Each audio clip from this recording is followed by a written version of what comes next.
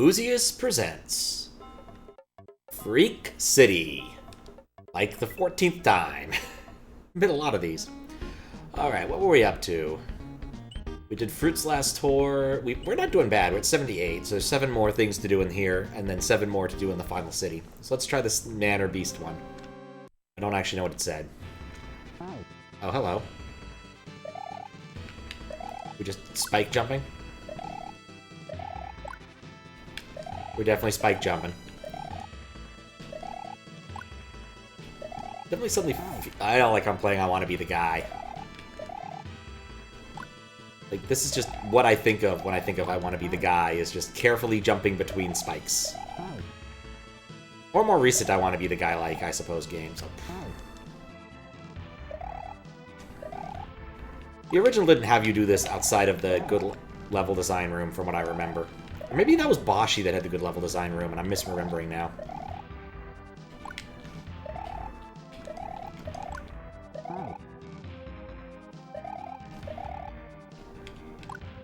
There's an entire subgenre of I Want to Be the Guy, like, level things. It's kind of its own separate category called needle jumping, where you're just very precisely dodging between the spikes of things. So a really cool one, sometimes YouTube will actually recommend interesting things, where there was this needle jump one that was based upon different... It was basically a museum you walked through, and different paintings were different challenges. And it was actually pretty fascinating how they integrated some of the art, or at least art ideas.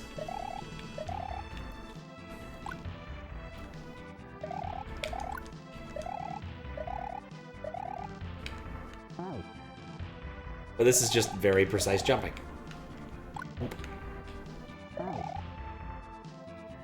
But of course, in I Want to Be the Guy, the collision is perfect, pixel perfect, as opposed to square perfect. And I think in this case, you actually might have been like a single pixel big, so they had a little bit of more headroom. But I don't recall.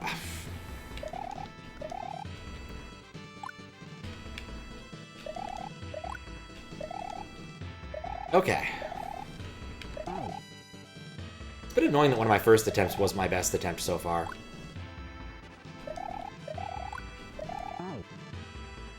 Finally a good stream is on. Hi, Fries. What is up?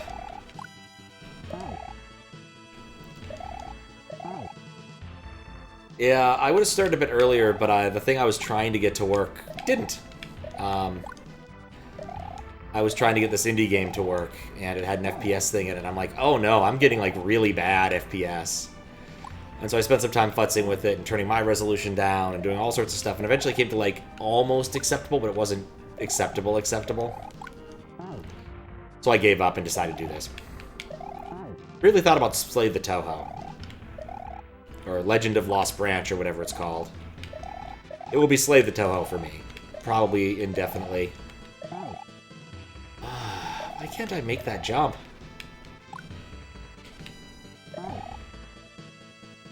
Yeah, I know. I think I might need to try and... Like, I've had this video card that Squiggles loaned me for a while that I wanted to try to work in there, and I probably will give it a shot. It's clearly a GPU-based problem. Like, CPU-wise, I was cruising. How's my game request queue going? Was gonna play Pokemon. Matt needed to sleep, though. So I was gonna make progress on it until it fell through. Still need to talk to Desi about Metroid. We've both just been lazy. I also haven't moderated a hack, like actually finished moderating a hack this year, so it'd be nice to get one on the board. But there's been a lot more people excited about, like, Timmy's first hacks than usual. Really what I should do is, instead of going linearly, I should just start picking and choosing and get through some of the ones that I would get through more quickly, just to make actual legitimate forward progress. So, like, I know for a fact that the genocide bosses for Undertale would go pretty quick.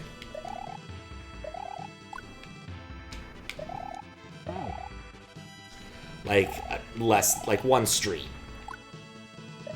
HeroSoft's thing, I have no idea. Squishcraft probably should just be something I should just pick up and do. Like, Squishcraft was pretty close to what I was going to do. Toro Band was the game I was trying to get working. And it didn't. But Squishcraft would probably be fine, because I suspect it's not as complicated internally. It's also very surprisingly difficult. Oh. Like, I played the demo for a few minutes and realized that you have to really be thinking to play Squishcraft well. And it's not like Baba Is You, where it's like, there's at least pieces you can play with. Squishcraft is like, oh god, I can squish something, I can cut something, I can do all sorts of nonsense that you would never expect out of a block pusher. All while looking like someone's 4th grade Flash assignment. It's truly an aesthetic for the ages.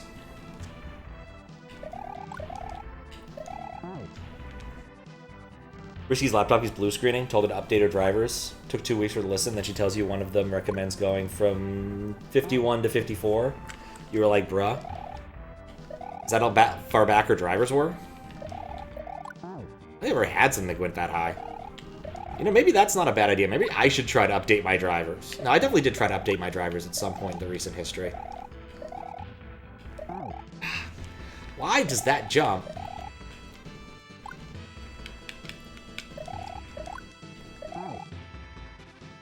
What's up, Curtis? GG on that castle, by the way. I saw just right before you logged off the other day.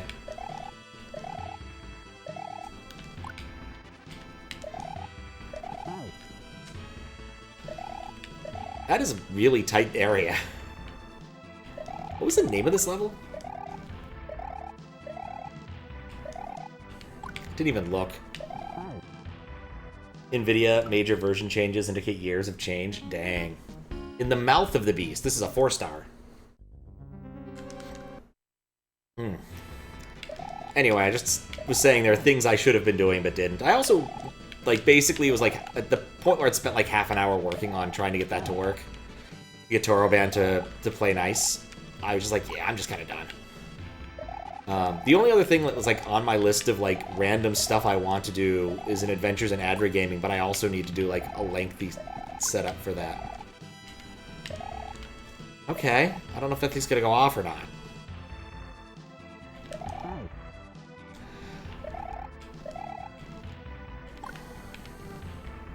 I guess I could also like just find some DOS game to play or something like Rescue Rover.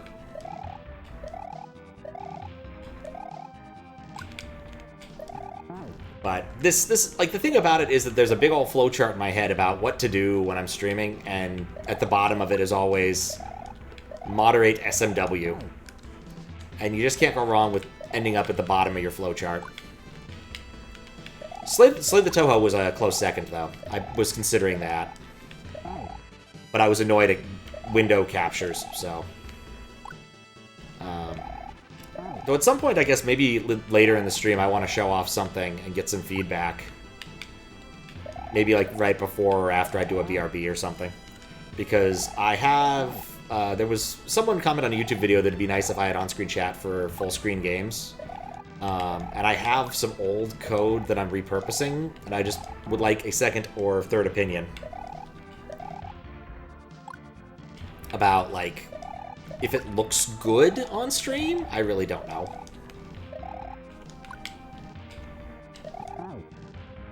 It's one of those hacks that filled the ROM. It looks fun for sure, but feels like it's tried every gimmick. You'd be surprised. An awful lot of the gimmicks are like stacks. And then code takes up less space than you'd think. Even with 65.816 being fairly verbose as far as assembly type goes. I believe it's a 4 megabyter. I don't think it's an 8 or 6 megabyter.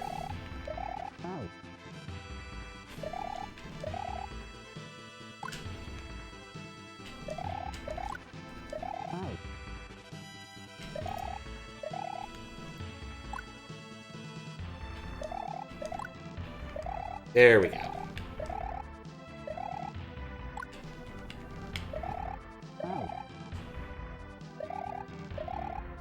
It's a lot of precision.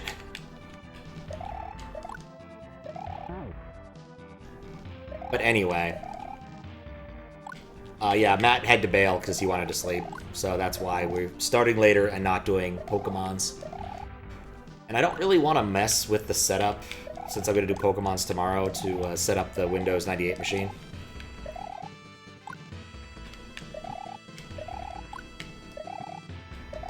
There we go.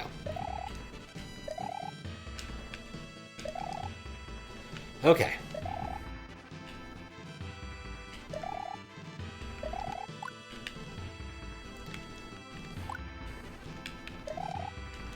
No!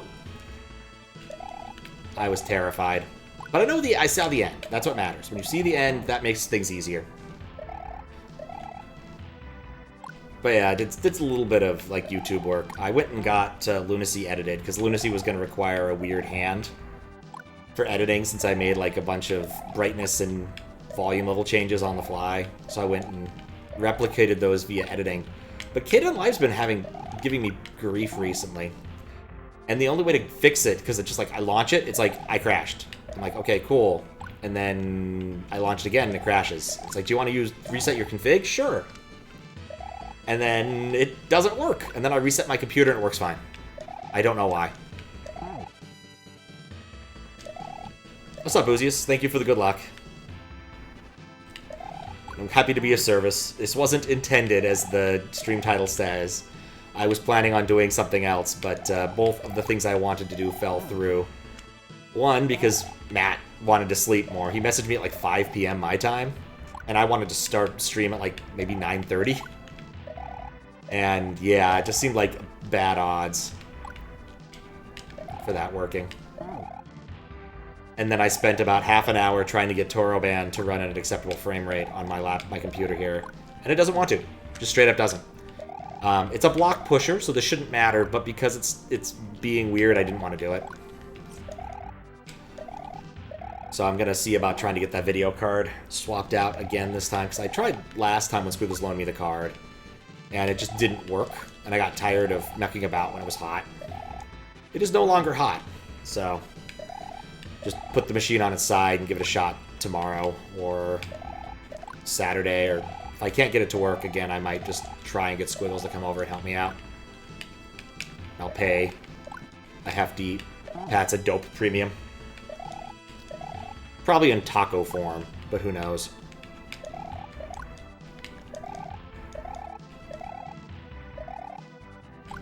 Alright.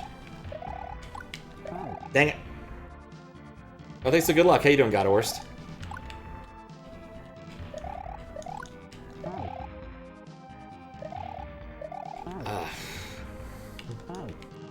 I've seen the ending once. I just need to be precise enough to see it again.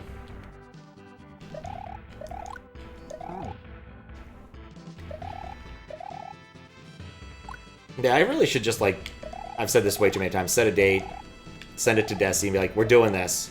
I suspect we're both being indecisive. Plus, I should message him, because Fistbits apparently roped him into playing both The Mansion of Hidden Souls, note the definite article, and Lunacy. I think you'll like Lunacy. I think you'll find The Mansion of Hidden Souls confusing. But to be fair, he did play he did watch my playthrough like 2 years ago, so maybe he won't. And he did play Mansion of Hidden Souls, note the lack of definite article, and rather enjoyed that, including the number maze at the end. The number maze is the worst part of that game. It doesn't really make a lot of sense as a puzzle, and it's just kind of, I get why they did it, but it doesn't work well, and the puzzle itself is not very good. To be fair, I still like it better than the ending to Mansion of Hidden Souls, or possibly Lunacy. I feel like Lunacy's ending puzzle was lackluster. Like, the second disc was really good, in all honesty. Like, figuring out where and how you wanted to save the people, getting access to the keys, seeing the butterfly scene. The ending gives me some questions. Why was Anthony, or Vincent, the butterfly man, untouched by the city? Everyone else got a cool forehead tattoo, but he didn't. I wonder why. Not to mention our protagonist splitting in half and everything else. Like, that entire ending was just kind of a... what JRPG class of ending?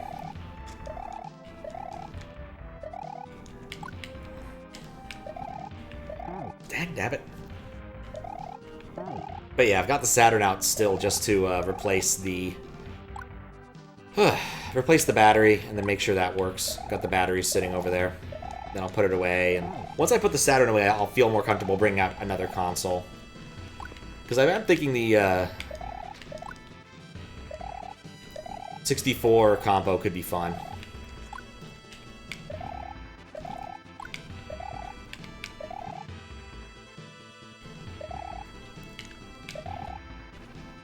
Okay, there we go. It's always the worst part here is when you forget to do the re-grab.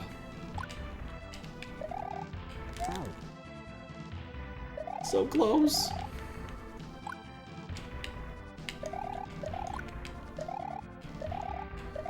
Getting better. And I still need to I sent an email to the Terror Onion guys about the disc swapping thing and see if I can get any help. Because I don't think that their manual is telling me the complete truth. I spent some time trying to make it work after the fact, and there is an option in the settings where you disabled the tray open switch, and I thought that might be why it didn't work, and it did kind of work in the sense I got to switch discs, but it also didn't work in the sense that it took me out to the CD player menu first, which I think defeats the purpose when it's a multi-disc game. And I do like the idea of playing Panzer Dragoon Saga, I'm not gonna lie. Like, that seems like it would be fun. Of all of the Saturn games that's not like... Oh, I guess Story of Thor would also be cool. Beyond Oasis would be cool. I have like an ancient magazine from back in the day. Little Game Pro, I think, that has a walkthrough. And I always thought that game looked really cool. And it was the Saturn version, not the Genesis version. The Genesis version is kind of okay. I don't care much for it. The Saturn version seems like it'd be way cooler. Why'd I do that?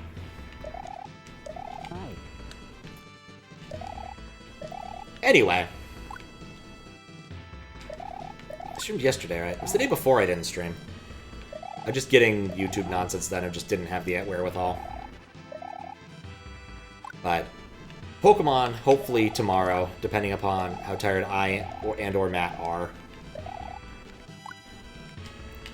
It would be nice to make some forward progress on that. Alright, another...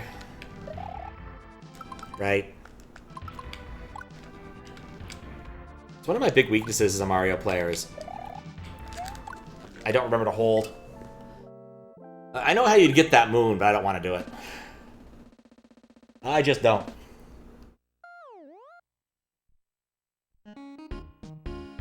Cool, we did it. Alright, what does that leave us on here? Is there any other ones on this massive world map that I need to pick up? I think I've done all the ghost houses. I did that one. Oh, right, there's one over here, isn't there? Let's go do that one. Once we figure out how to get there, which might take a minute. Where's this go? Thank you for the G's. I think I can get over here, and that'll put me roughly where I want to be. You are a burger. Or it'll take me somewhere else. No. Okay, try that again.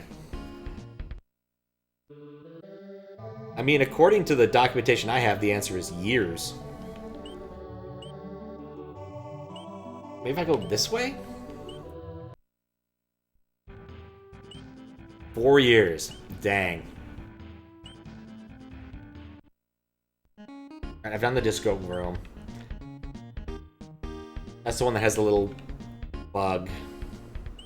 No, up from there. Okay. Gripes. Alright, so what is this?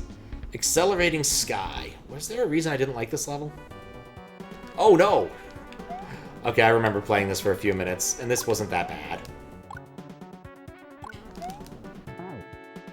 A little bad. But yeah, I was playing this a little bit before the end of a stream a couple days ago, and I was making forward progress. If I can make forward progress at the end of a stream, I can make forward progress at the beginning of a stream. Yeah, okay, I just need to use momentum there. I was better last time. There we go.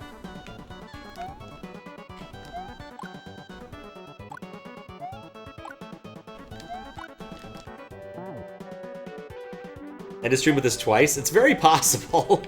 That might have been like one of the first streams of it, and I just completely forgot about the level in the intermeeting time. Which is kind of easy to do since I looked at this. I claimed this on like the 21st of December. I should have just jumped off of the Reznor for it.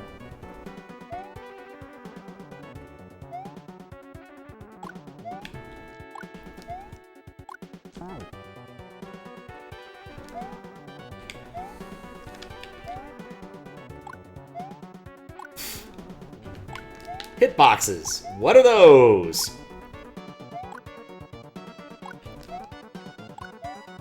Who needs a hitbox?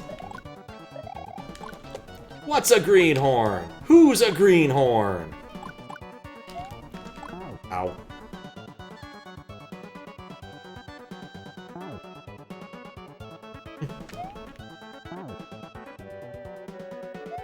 I did in fact claim it a few minutes after, it's true. Fundamental realities of being a moderator in this day and age. Interesting hacks go quickly. Like, I'm perfectly content to do a number of Timmy hacks in a row. I really don't mind Timmy hacks. I think I'm a good person for them because, like, I try to maintain some amount of supportive frame and all that jazz. But at the same time, you don't want to just do Timmy hacks all the time. Sometimes you want something that's got some heft to it, some meat behind it. That is definitely not the phrasing I should use. Meat behind it? What does that even mean? Meat behind it. Anyway. Sometimes you want to play something that's a little more polished and interesting. Don't get me wrong, I've played a lot of weird little Timmy hacks, and some of them surprise you. There are moments. Frequently. Pull? Pull behind is a better word than meat, yes.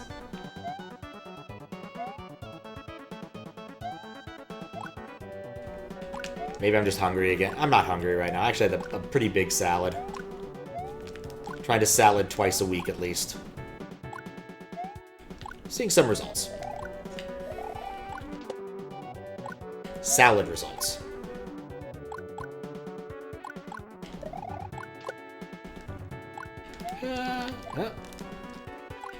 Okay.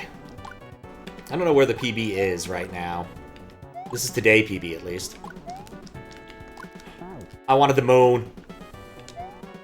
I make bad decisions when it comes to moons. I should have left the moon alone. Funny thing, other people can say I should have left the moon alone. Cave Johnson! Just a reminder of the quote. They said we couldn't buy $70 worth of moon rocks. Let alone 7 millions, but I bought them anyway. Ground them into dust, made them into a gel. It's a terrible idea. Moon rocks are pure poison. Iceberg lettuce salads, really? I don't know, I find iceberg to be kind of pointless unless you're going straight up for the classic blue cheese, wedge, bacon salad, which is scarcely a salad. It's like a taco salad in many ways. Or more akin to a taco salad in terms of, you know, what it means to salad.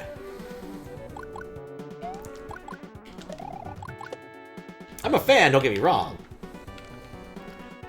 Play does it so much for a clear video, can only be good at this level to the music.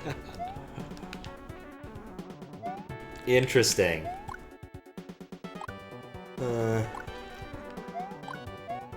I am not dead. There's always a strange feeling when you're like, all of those hitboxes should have got me, and none of them did. Okay, I deserve that. Nah, I did a Caesar with my Costco chicken. I'm done with Costco chicken for now. I've had 5 days of it. I'm ready for something else. I mean, the problem with iceberg is it's very nutritionally void. Like, it doesn't really have much in the way of caloric density. It doesn't really have any major minerals or anything. It's kind of water in lettuce form. Now, don't get me wrong. It's got a nice texture. Very crunchy when fresh. Enjoyable, certainly. But I wouldn't list it as, like, my favorite thing to put on, like, have a salad. Like, it's more of a textural component than an actual flavor that you want to get out of iceberg. Like, romaine's where it's at. I could see butter lettuce for some purposes, like for a burger. No problem with that. Otherwise, I'd rather just be eating cabbage, to be completely frank. Like, I'm not a big lettuce guy. In fact, when I say Caesar, what I really mean is I'm using Caesar dressing and I'm putting a lot of crap in it there that isn't normal Caesar, like red cabbage, because it's in the salad bar. And I do like me some red cabbage. I like other colors of cabbage, too. But, you know, red cabbage is delicious. And full of red.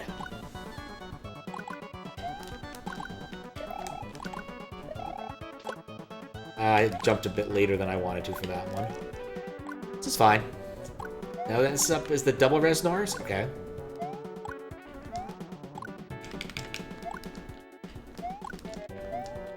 Just gonna hang out up here. No, I'm not! Listen, it's olive oil, oregano, tomatoes, cucumber, red onions, green bell peppers. Ooh, that sounds nice. Yeah, but throwing in bell peppers as well. One of the things I love in recent years is the place near me that has a salad bar started doing like a little pickle bar. So you get like sauerkraut, kimchi, and other things. Occasionally like nice spicy carrots, which I do love, though I can't eat in too much. I have to be moderate on those. My buddy makes a good pickled carrot. Anyway, point being, pickled onions. I love having those on my salad. Extra flavor, extra onion, more purple. It is so good. And I usually just grab a pickle, like a big old dill pickle too while I'm at it, or a couple slices depending upon what they're doing this week. Because I do love me some standard cucumber pickles. I just like pickles, in all honesty. Was at this event once with Fiskbit, and there was a food. It was a buffet of sorts. And the funniest thing was, he's like, sees these mushrooms on my plate. He's like, oh, where'd you get those? I'm like, oh yeah, they're great. I got them over there. And before I could finish my next sentence, which is, they're pickled, he runs off to go get himself a giant plate of them, not realizing they're pickled, and he hates pickles, which was really funny. I just ate those off his plate. Solved the problem for everyone involved. The funniest thing about that was it was a whiskey event, and because it was being done by a Jewish whiskey company, the buffet itself was kosher.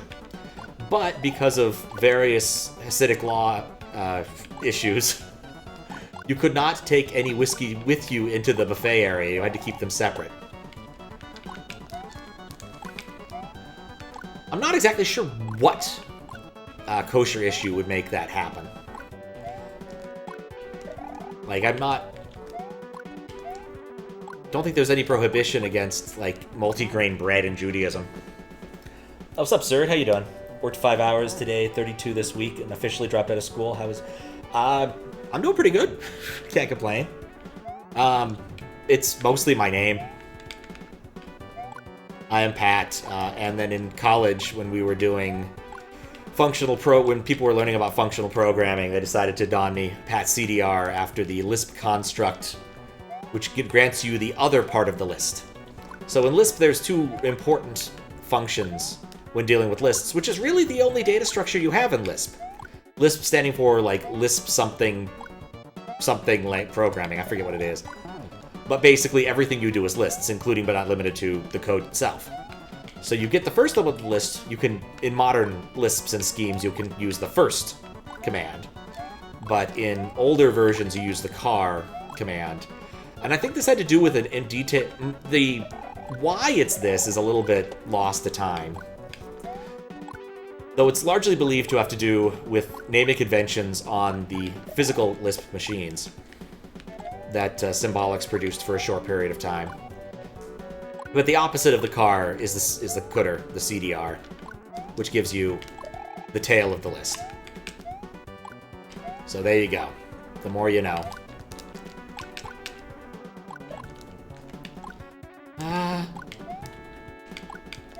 Safe. Not safe. Mildly safe. See, I saw that moon and got very excited for a moment, thinking, oh, I'm out of here.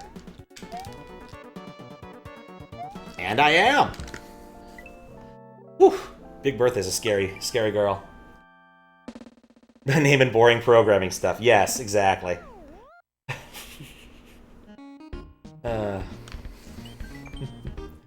What's up, Simon? Yeah. If you find programming stuff boring, this may not be the stream for you. I'm just gonna say this right now. You are liable to end up listening to me complaining about the nature of strings in Python 3, or why I dislike how, what was it? Or how I believe Java is not, in fact, type-safe.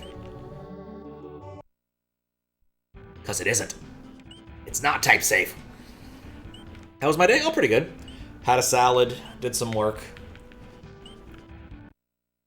Took care of some, like, recurring random stuff I needed to deal with. Not exciting, just productive. How do I get where I need to go? Alright, so 1, 2, 3, 4, 5. Am I missing one? This has sequel, it's how you need. I mean, you can do it. You probably shouldn't. What am I gonna do? Oh, wait. I didn't want to go that way. Rant about programs. Goes in one ear and out the other. Fair enough. Fair enough. What was this one? Jumpman to the Skies? I don't know if I played this one for very long. Oh, this is the one with the 5 bonus jumps. Right. I got started on this and was bad.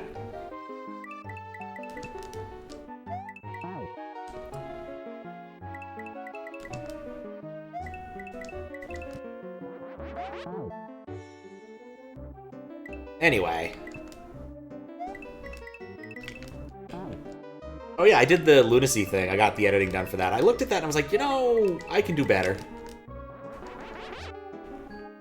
Alright, I do so bad at that first part. This one is hard.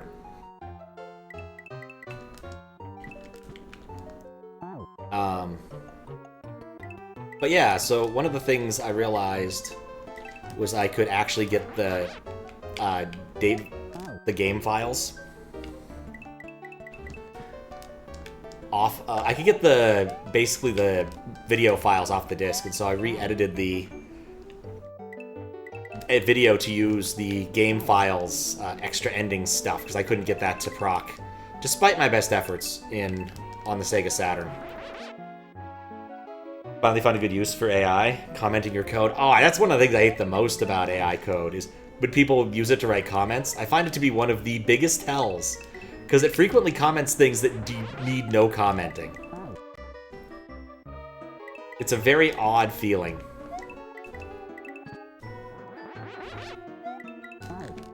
Right, first jump is free if I just jump up and hold B, which is the point of getting that cape there. Hear you out? Okay. I'm just gonna say again, literate programming. Self-documenting code. It gives you pointers that you edit. I mean, okay.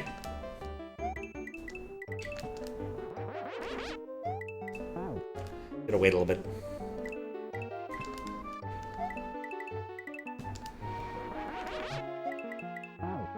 I need to hold B.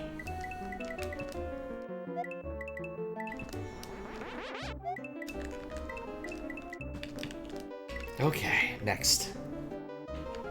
This is another one where I just need to hold B.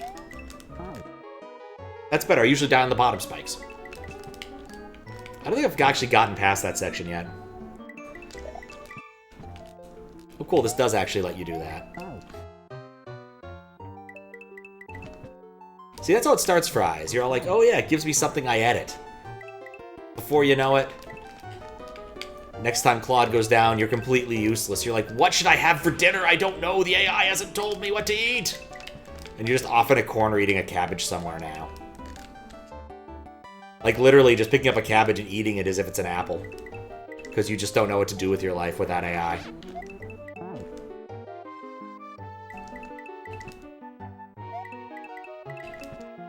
I really hope this level has a midway at some point. Because I'm going to be miserable if I have to go all the way around. I guess we could go and get a preview by cheating, but I don't feel the need yet. Your manager would never pay for Claude. Well, what's the point of doing AI if you're not going to use the better AI? Is that a Midway? Hello, Midway. I love you, Midway. Wait, what? Okay, I still have double jump. You use Copilot? Oh, may heaven have mercy on your soul. Which Copilot do you use? The, Microsoft Word? What's up here? Oh, moon. I will take a moon. And I'm happy just to sandbag this one, just see what's over here. Rebranding Office as Copilot is still one of the funniest coups of PMitude I've ever seen. Like, clearly someone's like, I need to improve my usage numbers to match my OKRs. What can I do? What if we rename the product to say Copilot? Then we can include it in our metrics. Brilliant! Because what matters most is the metrics, not actually the value behind the metrics. No, it's the metrics themselves are the most important thing. Furthermore, I believe all PMs should be fired into the sun. And Carthage must be destroyed.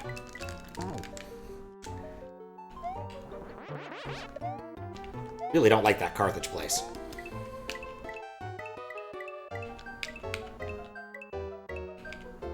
You use ChatGPT through Teams? That sounds right. There's only one time I've dealt with an AI and I wasn't completely annoyed. It was when I realized that my building has this thing with lockers. I probably needed that extra jump to store packages when you're out traveling or something. And it had a week-long expiry whenever you set vacation mode. And so... and also, at the end of last year, it was said I took too many vacations, so I couldn't set the thing anymore. I'm like, well, what am I supposed to do if I'm out of town? And so, I messaged one of the people who works here, and like, oh yeah, I just asked the bot, and it did the thing for me. And then it said it sent you an email. I'm like, really? Huh. So I go and check. One, it didn't send me an email, but it did set the date forward for me for my vacation things. I'm like, okay, cool. And I look at it a bit longer, I'm like, oh, it set it nicely. It set it longer than I needed. Like, okay. So instead of using the HTML forms interface, I now ask the chatbot nicely whenever I go on vacation, because it will let me set a much later date. Which is accurate. I don't know why they're like, it's one of those like, one person probably ruined it for everybody kind of thing. But like, I don't know what to do. If I like went somewhere where there was no internet for a month, I would just lose my packages. I don't know all the stuff that's going to be showing up at a given point in time. Actually, another fun thing, I got a package last week. Ordered a book about, which I don't know what it is about. I ordered a book, and I completely forgot about it. Anyway, I got the book, and I also ordered a record because it was like a record label thing. I think it has to do with, like promotional flyers for Japanese raves or something. I thought that was interesting enough to want to take a look. Coffee table book at worst. Anyway, so I get this book, and it comes, and I haven't looked at it yet, obviously. I've got the record sitting over there until I go put it with the rest of my records. Need to free up some space on the record shelf. But the point of this is, I get this text out of the blue that says I owe FedEx money. I'm like, aha, funny. This is clearly a spam message.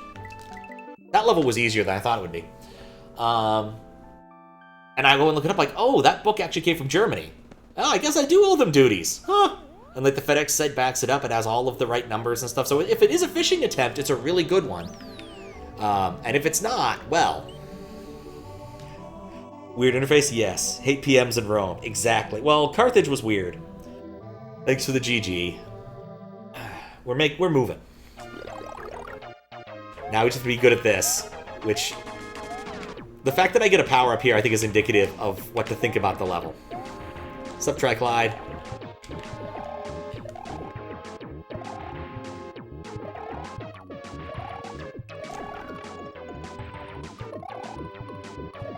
I don't know if that was a PB. Let me see the screen. Oh, we're not even charting these. It's going so quick.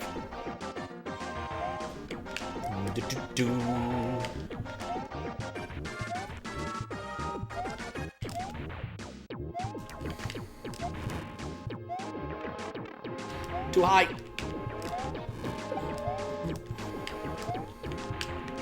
Oh, look, a moon.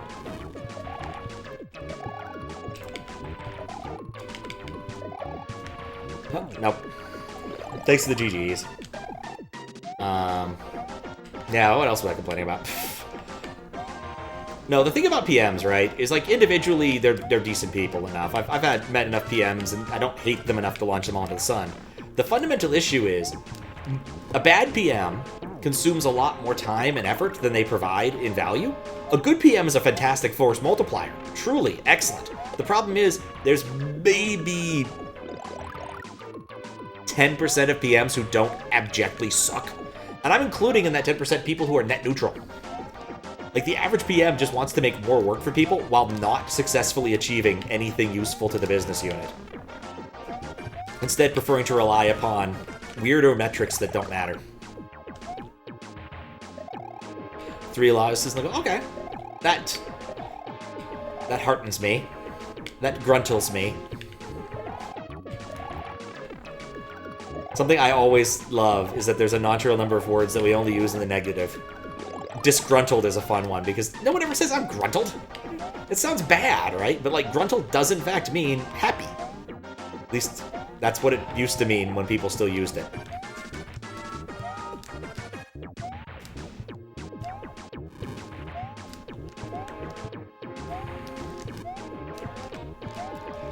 It's 1 Lotus.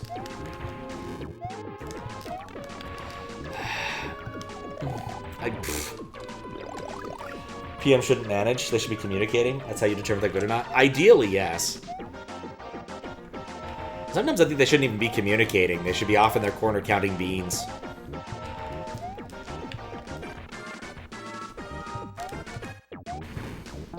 This is an area where I frequently butt heads with my sister because she's a PM, and I have very strong feelings about the average PM.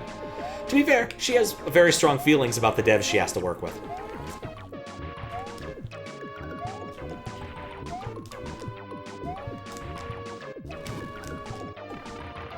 It is so slippery.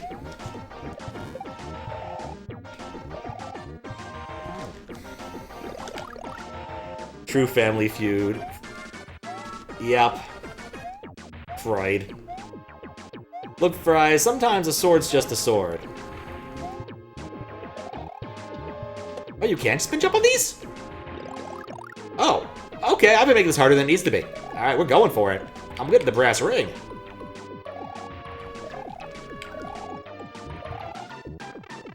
I'm missing, whoops.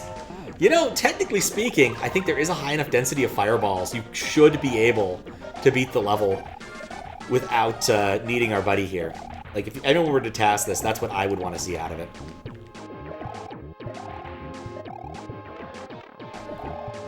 Ah, get out! I killed my car. Project manager, yes.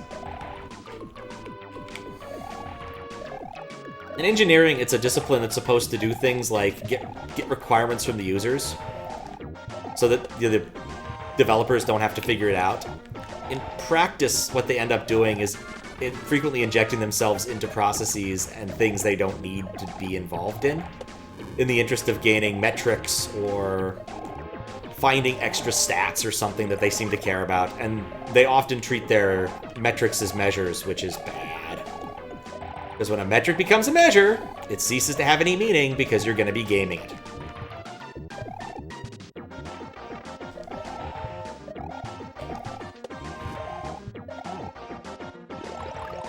Creating processes, yes. We finally perfected our creating processes process. Way back when Microsoft used to do a printed newsletter you'd find just kind of scattered around in the way that newsletters frequently are. Like a student newspaper kind of thing about latest going-ons at Microsoft. And inside there'd always be a comic or two. And for the longest time it was Dilbert. I don't think it was still Dilbert when I was there, but they also had someone internally who was drawing comics for them. Guy who just decided who made a couple funny comics. I don't know if the spin jump thing's helping or hurting. Yeah, it's called this comic Bug Bash. It used to be on the internet, but it had some funny ones where PMs were butting heads with developers and such. Also a natural number of, like, really weird mimetic things, like heading it all on, like, underwater servers and stuff.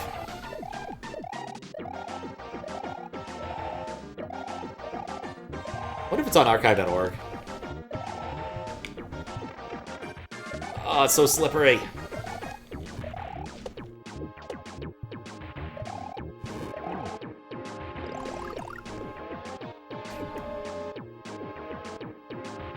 Hate PMs. Only hate PMs because of your t-shirt sizes? What does that mean?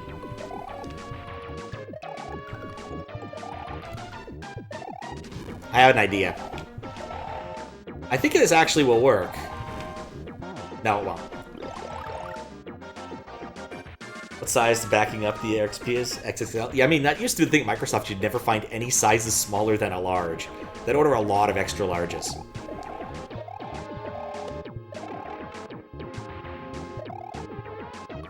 And so the PMs would complain that they couldn't get t-shirts in their sizes. Also, anyone who was a woman would complain about not being able to get a t-shirt in her size because they only made, like, the generic ones, not the women fit. Whatever they call that particular design of t-shirt versus. It's like most websites, it's like unisex versus women's.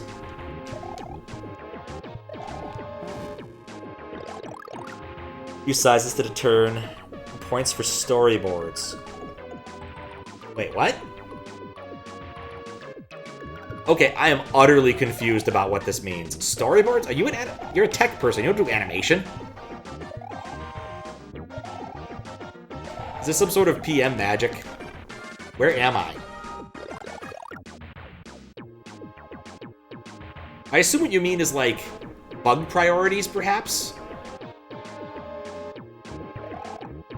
Or possibly, like, sizes of features or whatnot?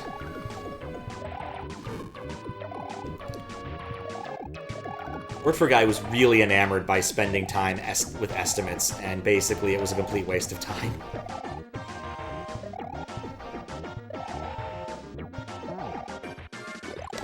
Alternative to story points? Okay. I see what you mean. I've been doing the startup thing for so long that we don't really ever care much about doing any of that nonsense, because it was more important to do things than process.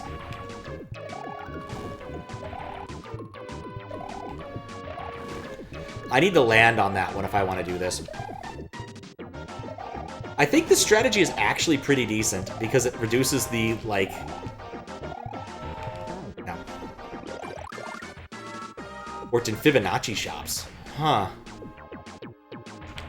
I was like the way Microsoft did it, where, like, there was 2 weeks of coding and then 2 weeks of, like, testing. You had different milestones, 1, 2, and 3. And at the end, you had milestone for quality, which just meant, we're only doing testing, bitch. Don't you dare try to sneak in a Don't you dare try to sneak in a new feature.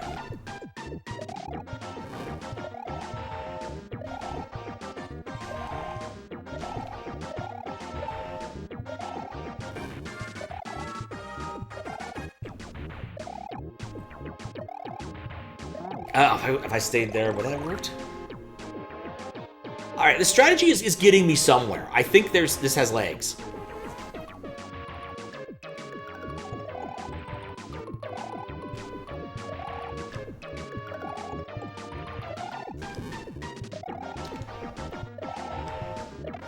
Right, I need to jump on one of those. That's fine. Do. This is one of the levels I was really afraid of, and I'm glad I'm coming in fresh, and it's not nearly as scary as it once was.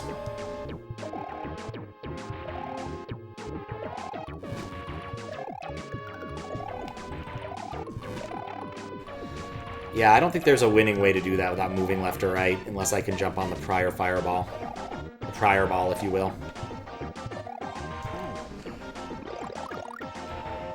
Oh, it'd work great if there were no lava lotuses, it's true. But there are. So we'll devise something.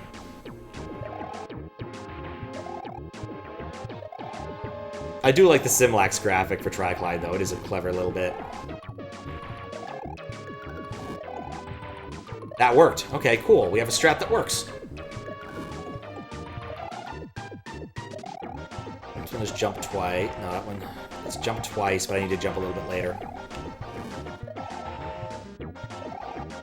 I think I can go under the first lava lotus thing here. See, it only has to work once. There we go. It was cheesy. That's it, yeah, it was cheesy. I'm fine with that. Go all the way to the right? Does Triclide despawn if you go all the way to the right? Ugh. Thanks for the GGs. Oh, it's this level. Wonder how far I got in this level last time. I am so smart. He doesn't shoot fires. Probably far enough away that he doesn't do that. Huh. I think I tried that once and I didn't find success, and so I gave up. One of those, like, Minecraft diamond sort of memes. Yeah, I still remember how some of this works. You love this level so much. Yeah, we'll try it in a minute. Yeah, we'll try it now. Why not? If I go to the wrong place, that'll be why not.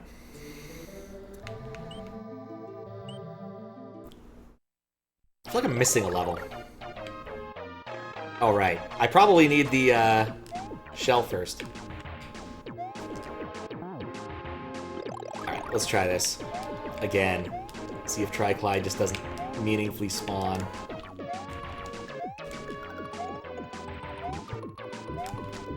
Yeah, nope, doesn't spawn anything. You just have to deal with the Lava Lotus. In fact, just the Lava Lotus, because that's completely... You have to do anything! This cheese is so much better than my cheese!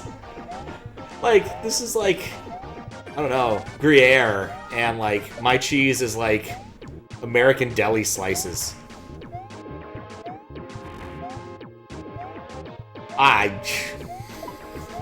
That's so cheesy. This is dangerously cheesy. There's one exit beyond the 80 exit gate, if that's the one. Yeah, that's what I was thinking. I was trying to count. Sure, some deli cheese, but I'm thinking like sliced American. Like, sure, it's a step up from your, like, craft singles, but not hugely. I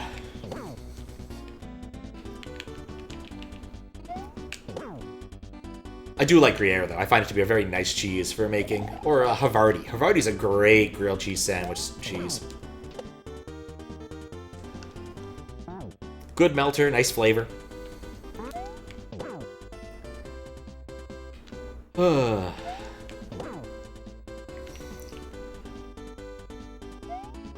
Don't use much cheese in your testing, but you keep it. Oh, it's fine. Like, I prefer not to cheese levels, especially like, oh yes, you've given me a cape, I guess I'll just use the cape. I don't do that. I try to beat levels on their own terms, though occasionally, when a level is very irritating, I will take the easy way out. The Triclide level I had put more than enough time into, or Megasmilax level. I had to be so close to him for the other thing to spawn there. Guess let's try to take this level on its merits.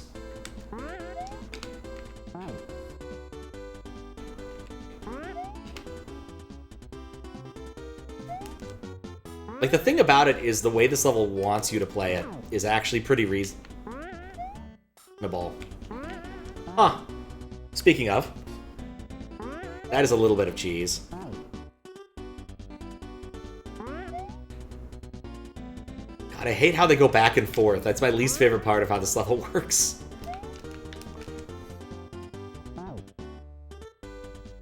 It's based on the direction you're facing. Which way they wiggle. Now I'm just thinking about cheese. Like, that's it. That's all I'm thinking about is cheese.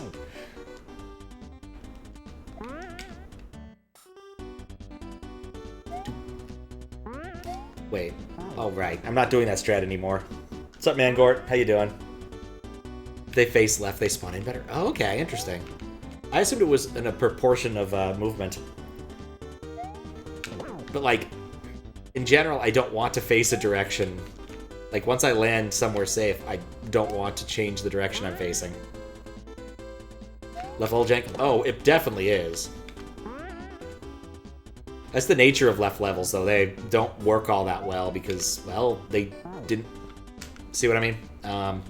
They didn't really care about them in the original Mario world.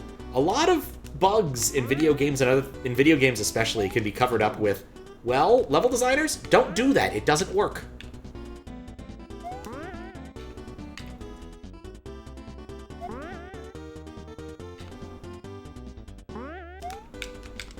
Ah, didn't want to move.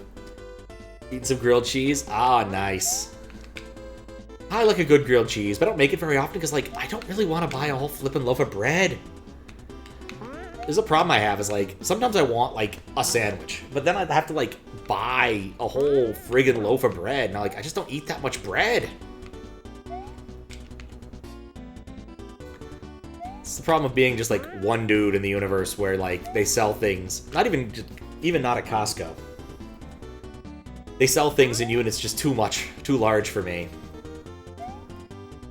Like, if I'm gonna get bread, I'm gonna get sourdough, because, like, I love sourdough. And sourdough is delicious and good for all sorts of manners of savory applications. The problem is you can't use it for any reasonable sweet applications. Like, I don't really want sourdough with my toast and jam. It's true, no, bread is not for randos. They're just for families. Like, I really wish I could buy, like, I don't know, 6 slices of bread. You could freeze bread, but honestly, I don't love frozen bread. Been there, done that. Frozen milk, also pretty awful. Different era in my life. Oh, man.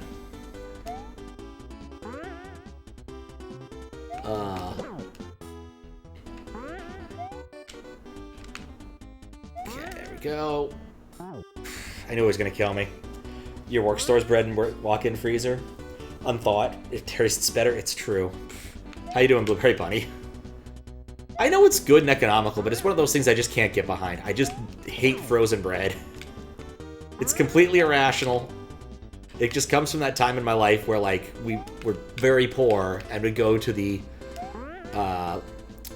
Sunset Bread? I forget what that particular bread company was. They made some Little Debbie products, and they had basically a store in Tuscaloosa where they would sell their old bread, and it always just smelled a bit off. But we'd get bread there, and then would freeze it. And it just reminds me too much of that. I just don't want to be reminded of that. Been awake since midnight. That's not too bad.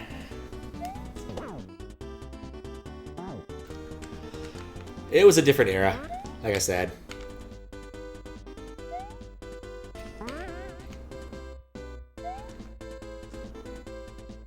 It's gonna keep falling off. Anyway,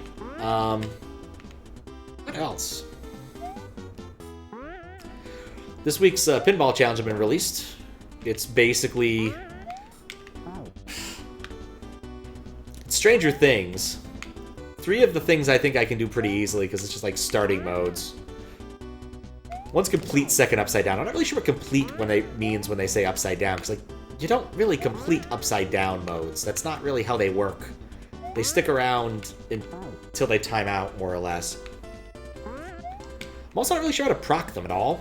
Usually just get them while playing. But like I was looking at this, I'm like, if I wanted to do the challenges right now, I need to go like 4 or 5 different bars. Like Elvira connected to the whole IC thing, hard to find. The only one that I used to know about was at the friggin' Admiral. I don't want to go to the Admiral because it's in West Seattle and that's a pain in the butt. Especially since it's winter now. Also, the Admiral is just a weird place in general. Not a fan. There we go. Okay. Don't think I've been much further than this. Oh, I've gotten here.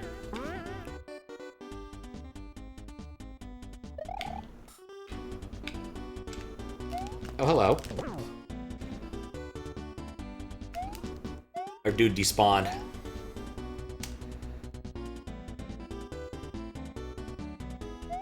I'm thinking.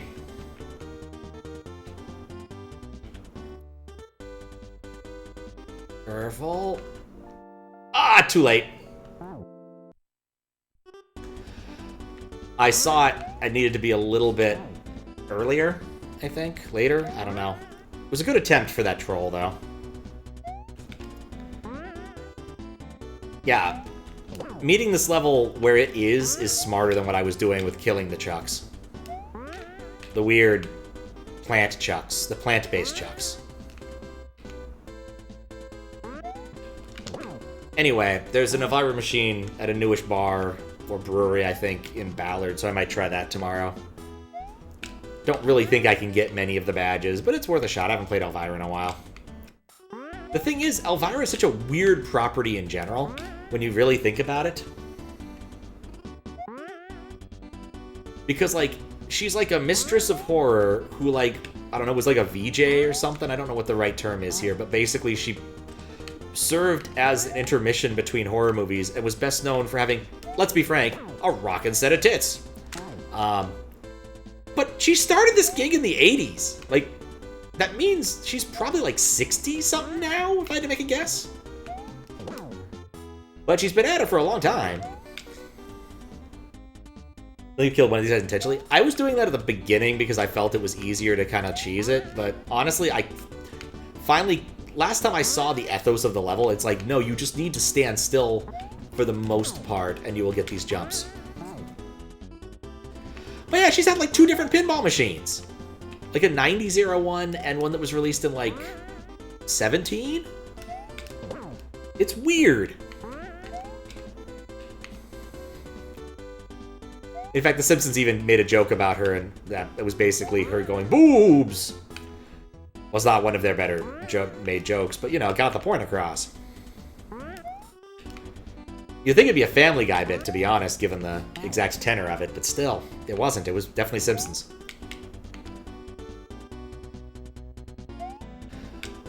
But basically, the way that machine works is all of the modes are just well-known bad movies. Like Manos, Hands of Fate. I didn't realize they were all real movies, though. Until I played the Manos Hands of Fate mode and realized, oh, these must all be real movies. Man, what a mistake in Sean Connery's career being in that.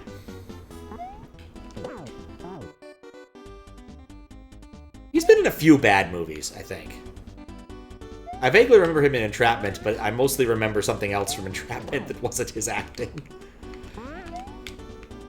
As far as heist movies go, that was a fun one. It's no Ocean's 11, but it's not bad. Sean Connery was great in The Rock, but of course he was. Nicolas Cage, Sean Connery team up to break into Alcatraz. How could it go wrong? Like, that was just fun. He almost was Gandalf. It's true, he decided to do something else. A League of Extraordinary Gentlemen. Which wasn't bad, it just wasn't good. Like, that's one of those weird properties I feel like maybe Marvel should try to bring back. Or if it was I forget if it was Marvel or DC, but like, you know, it's all of these classic, largely, it wasn't Jules Verne, but like classic science fiction novels. 20,000 Leagues Under the Sea with Captain Nemo. The Invisible Man, Dr. Jekyll, Mr. Hyde. The Token Woman, I forget what her deal was. Sean Connery, I don't think he came from any specific story, but he was like one of those... Like, he's basically the hunter dad from Jumanji. Like, the British, I'ma go hunt some random animals and possibly people. You know, just that kind of day, I gotta go. But I have to do it while having a stiff upper lip and calling everybody Zambubu or whatever. My name's Paul. One of those jokes I like from The Simpsons just because it's so old, out of dated, and mildly racist. Abe Simpson's like, you can do anything today. Oh, like make friends with a Chinaman. He's a Chinese guy. He's like, thank you, ping pong. He's like, my name is Craig.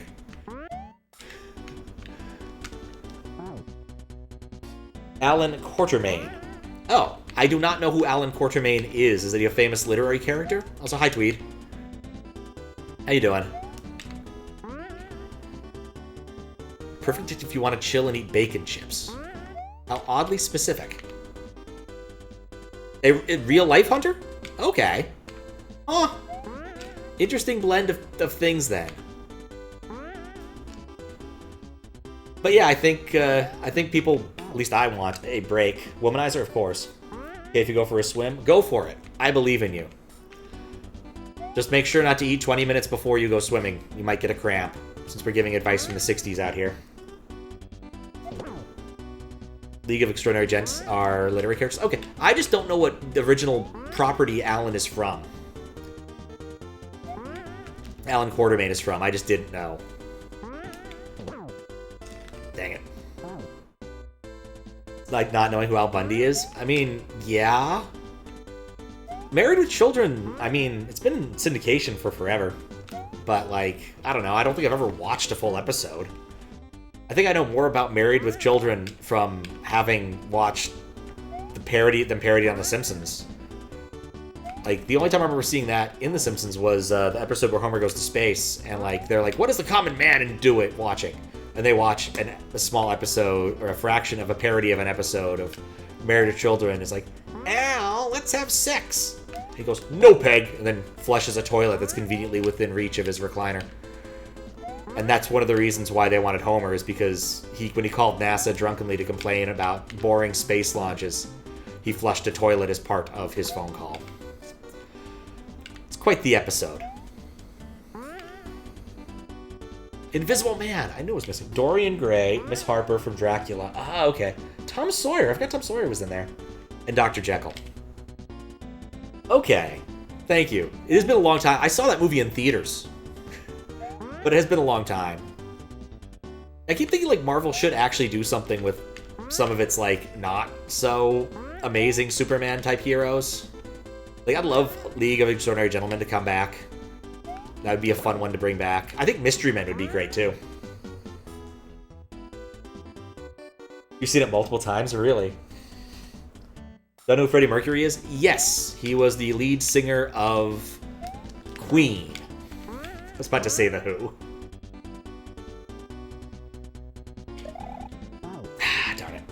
Film's a guilty pleasure. You loved it? Ah. What's up, Papaluta? Early version of Toadette's Kaizo Tuesday. Repeatedly need to kill Hammer Bros from above or else riding along with them. I mean, that is true. That is the thing we are doing. I'm trying to ride along with them. I'm trying to carpool. Oh, God. One of my favorite stupid... Like, World War II had a lot of different propaganda posters. There's like one of a Japanese caricature rubbing his hands together wearing a cool hat. It's like, yes, take the day off! I won't be. Buy war bonds, etc. But there's a really great one where you can see this guy alone in his car. There's an outline of a man in the passenger seat. And the text says quite clearly above it, when you drive alone, you're riding with Hitler. Carpool. And I think it's absolutely hilarious. Involved repeatedly need to kill him. Oh, right.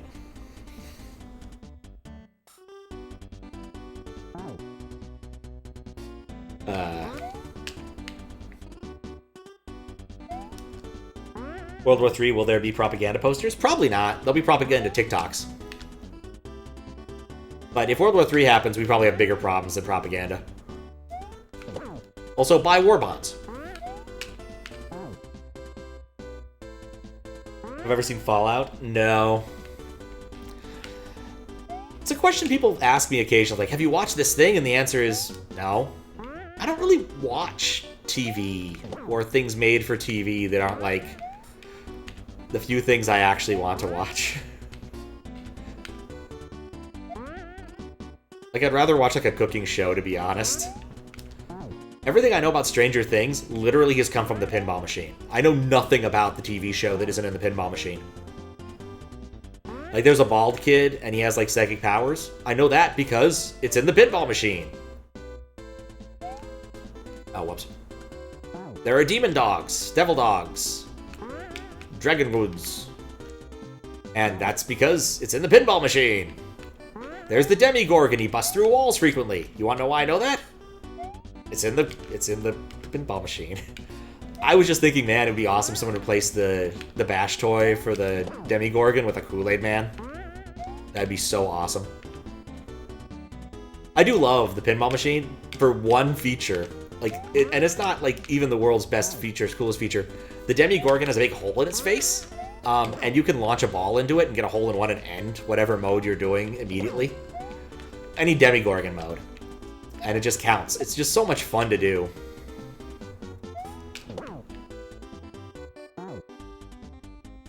Don't view them as humans, see them as Americans.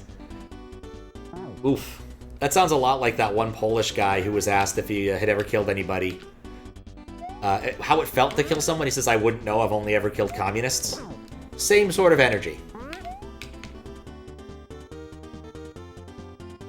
Favorite thing about top 5 mattress, top 5 qualities? I've been using the same mattress for like 15 years now. I couldn't tell you anything about mattresses. When I was staying in my, at the time, CEO's spare house, he had this great, awesome, soft foam Tempur-Pedic type mattress. And I so wanted to buy it off him, but apparently one of the other neighbors had called dibs first. But I have an adequate mattress. I sleep on it. It does the job.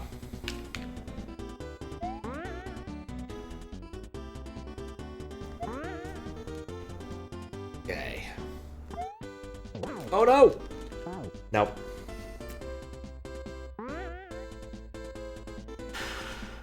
As a team, you teach yourself with a pallet. Gotten in bed for the first time in decades, and you've fallen out of it 3 times. I hope it's not a bunk bed. Bunk beds are not for sleepwalkers.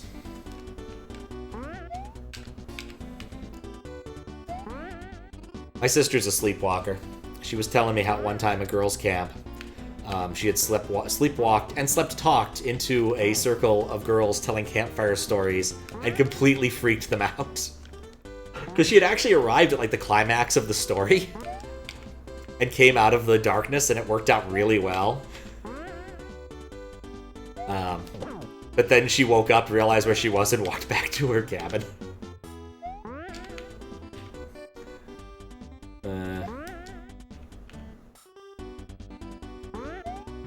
I was thinking like sci-fi with great ending quotes. Probably the best one I could think of is V. There was a sci-fi series called V that was mid-80s, I want to say. I don't know why I'm doing this. And it started with a movie and then goes from there. At the end of the movie, I think there's kids doing graffiti, and then this old man comes up, puts a V and puts it in a circle. It's like, V for victory! And then it ends. And that is a motif of the people who are running away, who are trying to avoid the alien influence. I don't remember very much about it, to be honest. There we go. Decades? I mean, about 15 years. A little bit less. A little bit more, maybe. Spent $2K on a mattress. That's a lot. How long have I changed light bulbs in my attic? I don't own an attic. I am a renter, and presently I need to change light bulbs in my kitchen. I've had a light bulb out there for like a year. I get enough light from the bar stuff, but it's been bugging me, and I keep like thinking I should do something about it. So I finally actually got down, went and got a chair, got into the light, and realized these aren't light bulbs of any stripe I recognize, and I hate the future. I miss when like it was just an incandescent bulb and you just plugged it in. I don't know what the hell these things are. I need to like ask the apartment people to just like give me a bulb, because I don't know where to buy these things. I should just do that today. I need to log in and look at some other stuff in the portal. So we'll see. I'll probably end up moving away from this place at some point in the near future. I've been here for a while. I like living in Seattle, but sometimes it gets old. Get tired of the weather. V energy drinks. I've never had a V energy drink, to be honest. I stick with mostly Red Bull. I will drink a full throttle on occasion. I do not care for Monster. Like, the only time I ever drink Monster is if I'm going to the convention center, because that's all they have at the convention center, so I pay a ridiculous amount of money for a type of energy drink I don't even want.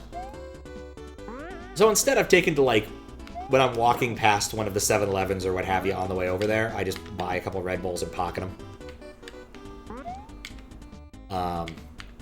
But the mango lemonade one isn't bad. I just don't particularly love it.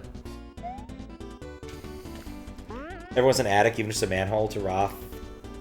Get in, it's only filled with pink stuff. It's still an attic. 2K stuff with cash.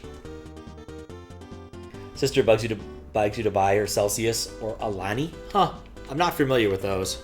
I've heard of Celsius. For some reason, I thought Celsius wasn't an energy drink. I thought it was a seltzer. Like one of those alcoholic seltzers for people who don't like beer. Like White Claw, I guess, is like the brand of choice for most people for that. It's not a genre of alcohol I think about or care much about, so I don't know anything about it.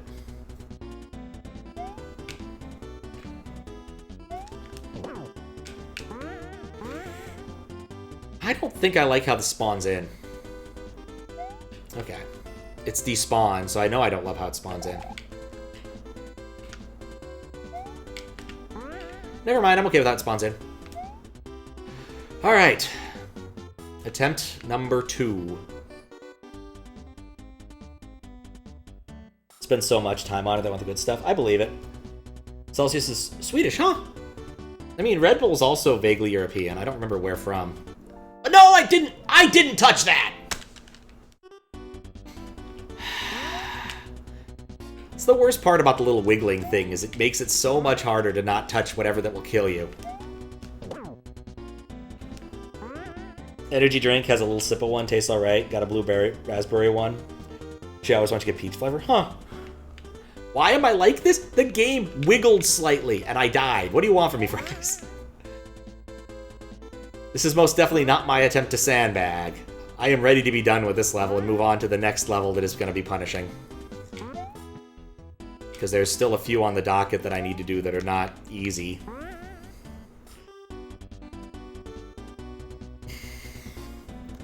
Yeah, what was it? There's a general theory. Anything that's between you and the ground, you should invest a decent amount of money in. So things like, but are not limited to, mattresses, car tires, and shoes. Battleships, bird cages, and pants. Pants? Yes. Digital pants, or smart e-pants. Yes! How about chairs? Chairs fit in there too, yeah? General theory. Oh, okay.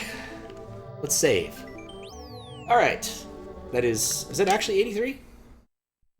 Finally, good job. Thank you, Fries. Alright, now we need to go... Down is good. Need to figure out how I need to go where I'm going. I think this works. Socks, it's true. Nice socks can make your day. Have I been through that pipe? I don't know if I've been through that pipe. I want to go through the pipe before we start tackling this level again.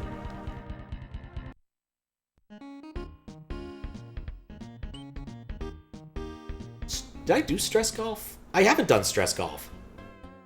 This is new.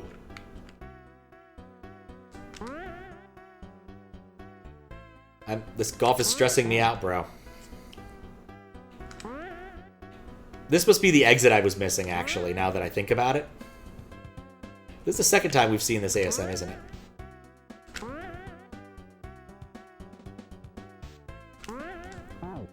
How could I know? I avoided this level?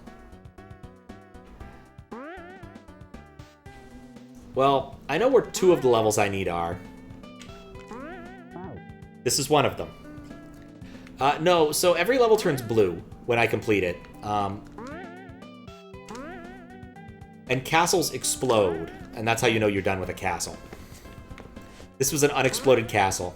The exception is ghost houses. Ghost houses don't. And so you kind of need to manage and maintain a working memory of those on your own. Oh god, where is it? Ah, nope, nope. Well, okay, that worked. Nope. Yeah, it would be nice if the ghost houses also exploded. So if you're thinking about nice things to put into V3, V2, that's something you may want to consider. Because that's like the one thing I was worried about was, would I be able to tell if I've cleared it?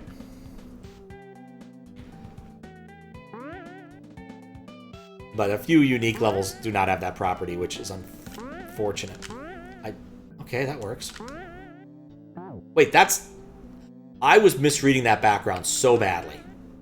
You know what this reminds me of? Pin golf. Don't feel the need to go back and play more pin golf, but that's what it reminds me of.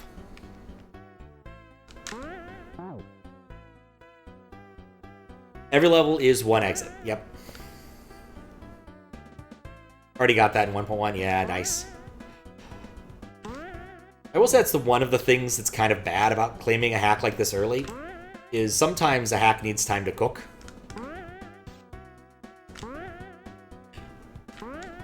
And what I did here did not provide that. Oh, no, wait. I did read that correctly. It's just difficult to read. Nope.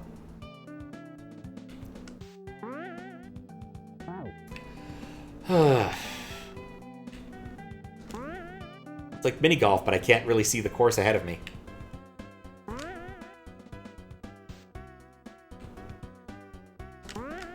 Nope. That's bad. A little bit. Nope. Nope. Nope. Nope. Nope. Okay, we can do this. We can do this. We can't do this. Play pin golf now. Now I'm good. Love Molf so much. One of the only people to get to have made it to Bowser and Molf. Huh. Said I just got done watching your rate up. There's Plumber for All Seasons. Oh, you rate this up there with Plumber for All Seasons. Ah, gotcha. I mean, I feel like Plumber for All Seasons almost sits in a category of its own. Because it feels so very much like what Mario World 2 could have been. Because remember, Mario 1 was a, launch title, or Super Mario World was basically a launch title. And so, they were only beginning to play with what was possible on this console. Yoshi's Island, of course, uses enhancement chips to do its bidding. Hey, I got a respawn there. That's nice. Which, while not, a little bit cheaty, definitely changes what you can do. Whereas you kind of wonder what a Mario World where they didn't... I actually forget if Plumber... I think Plumber for All Seasons is SA1, so this kind of defeats the purpose of what I'm saying here, doesn't it?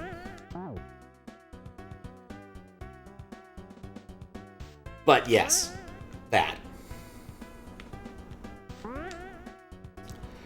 I want to say there was a Mario golf thing that happened at SGGQ. Like, it was the way to qualify for the Cusco Grand. Was doing well at Golf Mario. I showed up too late to try and participate on that, unfortunately. One of these years I need to, actually stay the whole week. Mario Golf.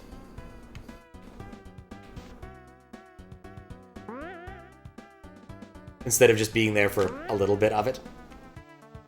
Maybe this year. For SGDQ, I'll be around for most of it. I'm probably, at this point, likely to go to GDQ, but the people I've been talking to I get most of my contracting from sound like they're going to start getting a lot busier. Which reminds me, I need to learn Snowflake. Just Snowflake in general. I don't actually know anything about Snowflake, but they want someone who has Snowflake certs. And while I can pretty easily pass most, technical quizzes of that sort, I just don't know anything about Snowflake. We're doing Friday the 13th. Is there a 13th? Yeah, there is one this year, huh? Well, probably going to D&D. That's probably it. Oh, haven't decided yet. I could probably play some interesting spooky games. I got some backlog of weird spooky games I've been meaning to play. I got Shivers done last year, which was nice, because I owned that game in physical form for a while and hadn't actually played it. There was another one that was on that list. I have a few things that are in that list of, I think this would be funny to play on stream. Do I not celebrate it? I mean, I'd be celebrating in the sense of, oh, this one's hard. I would play something that I wouldn't normally play on stream. That's frequently how I celebrate very small holidays, like Arbor Day. Nah, we just play D&D on Fridays. Like, next Arbor Day, or possibly, what, Earth Day? I have a game planned. Oh. And I probably should figure out something for May the 4th. Dark Forces 2 was okay, but I don't think I want to continue along with the Jedi Knight series. So I need to pick a differenter, I'll say X-Men, Star Wars game. Honestly, I could probably, like, revisit Yoda stories, because that would just be fun. I do love me some Yoda stories. Do or do not. There is no try. Why May the 4th and not May the 8th for Mate Day? May the 4th is Star Wars Day. You know, May the 4th be with you. It became a thing. Kind of like Pi Day, you know? People like to celebrate things for arbitrary reasons. The Russians, for instance, don't go drinking, as you might expect. They celebrate things. They just find a lot of things to celebrate with extra vodka. Dang it. Hold X, I can aim quicker. Oh, thank you. Does A... Yeah, I still have to use B. I may not end up using that much.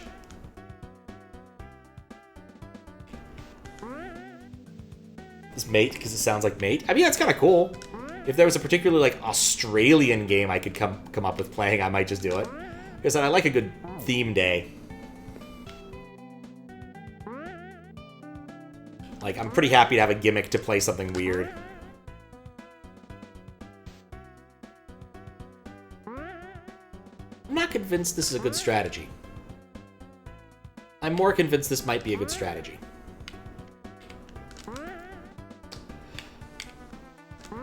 Nope, nope, nope. Mate's not only Australian, is it? It is, but, like, the word mate is definitely an Australian cliche. And most of the way that the world understood Australia was through cliches such as Crocodile Dundee.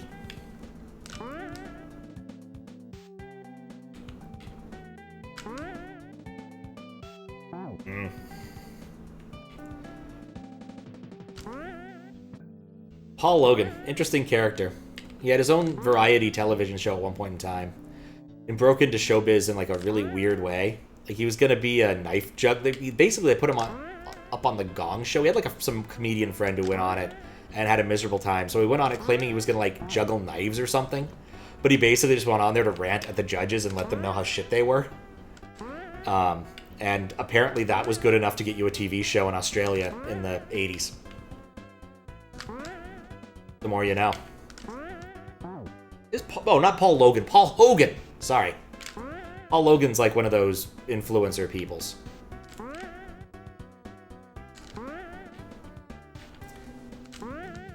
There's a really great bit from his show about applying for an odd job man.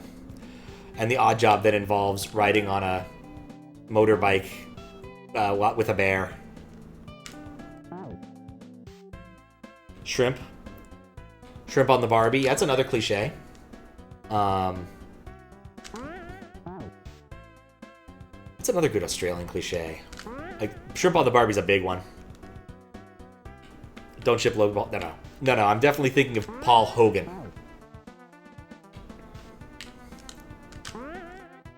No, I love the Simpsons episode where they go to Australia, and basically the U.S. government, because God, it's such a good episode.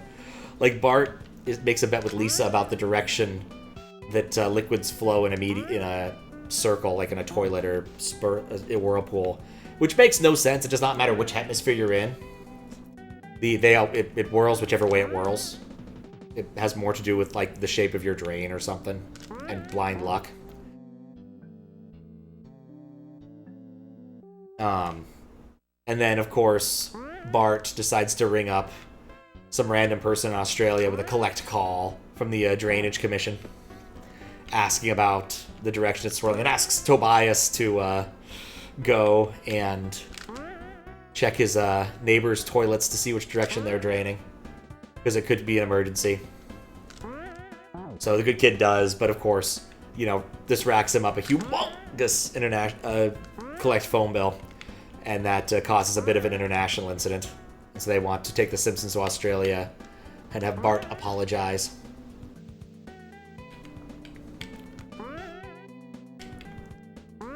Oh, for Pete's sake.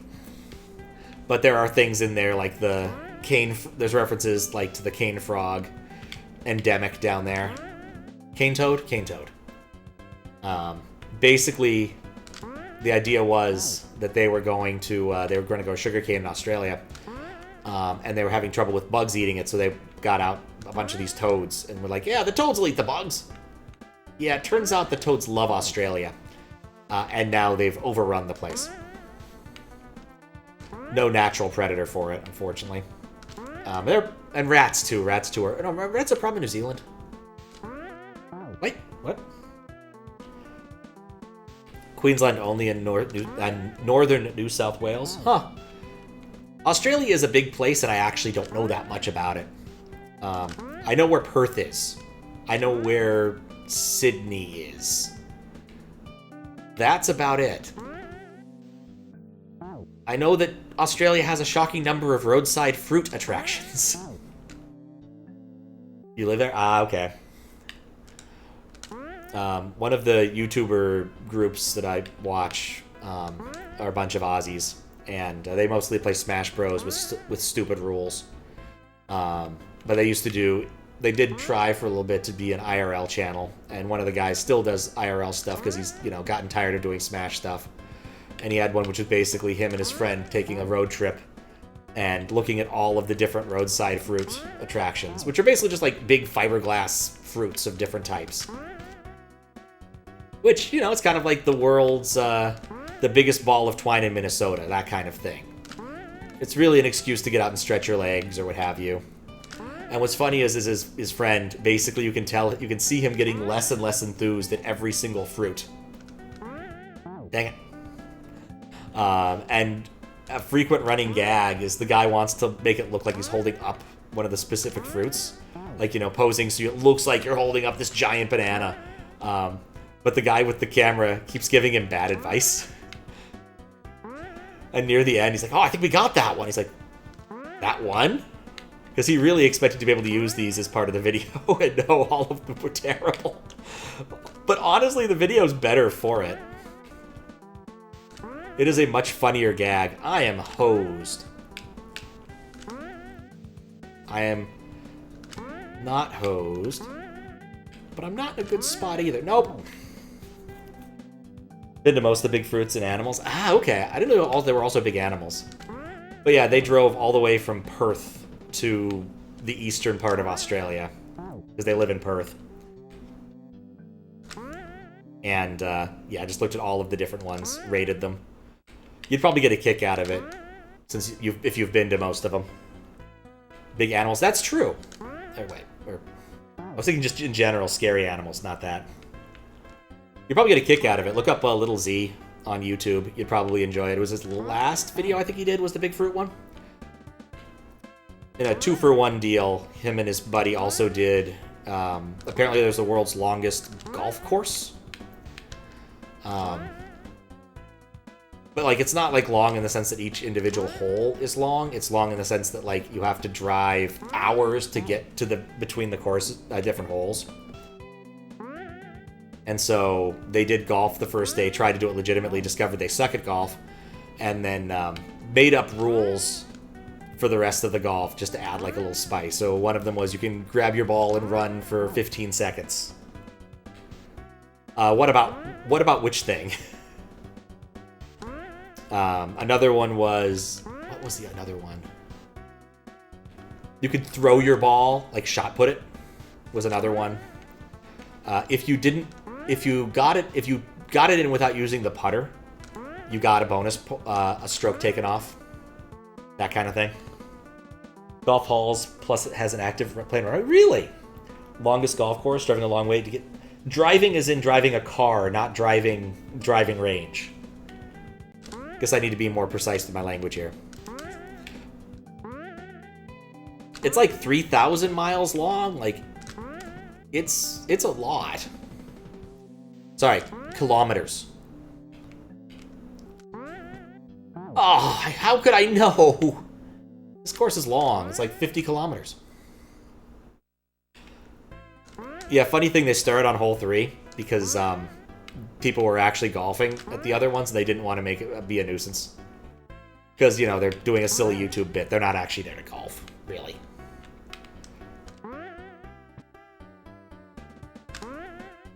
But yeah, the giant fruit one's also funny because, like, they're the two guys, little Z and Jackson, kind of have differing goals here. Like, little Z's kind of like reliving a chunk of his childhood when him and his folks would go to these giant fruit things, and Jackson's just kind of along for the ride and starts not really caring so much about fruit as opposed to whether or not the next place they stop has Guinness. But in a funny stroke of luck, he ends up running into, like, a cousin of his, but one of those wacky, like, cousin something removed. It's a fun video. I enjoyed it. Just so you know, there's a checkpoint. How long is this? Like, I saw the moon and I got excited, and now I am terrified. Was there a checkpoint that I missed? Like, did I just not notice it? Last run. Upper bubble. I flew over it. Guinness is Irish, not Aussie. You've only ever seen it once and tried it once. I know it's Irish. I've tried it. I don't particularly enjoy Guinness. I think it's one of those, maybe if I tried it on the tap somewhere, I might enjoy it more. But as a canned beverage, I don't care much for it. Flew over it. Okay, well, I'll have to keep a lookout next time. Because, yeah, I want the midway. I can tell you that right now. I'm sick of this particular stroke. It's not bad, just apparently it's way better if you go to, like, Ireland and get it fresh. Because it does have to come a fair distance.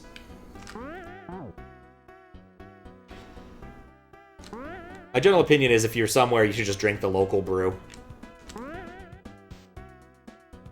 Which is usually what I do when faced with a giant, like, you go to most places here in Seattle. It's not unlikely that whatever beer you were drinking last week may or may not be there anymore. And replaced with a different local brew. I hate that bubble. When I just move and jump because the level doesn't allow for it. There's bonus ASM that's been added to this level to prevent me from doing that. So I just have to play golf.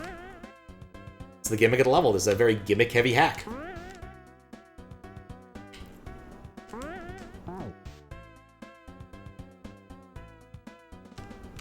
Played some mini golf around Christmas. Didn't do very well. I haven't golfed in a long time. Mini or otherwise. I really do enjoy it. But I did poorly.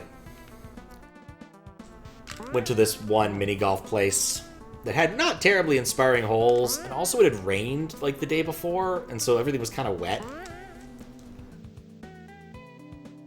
It had seriously rained, because this was in the desert. This was out in southern Utah.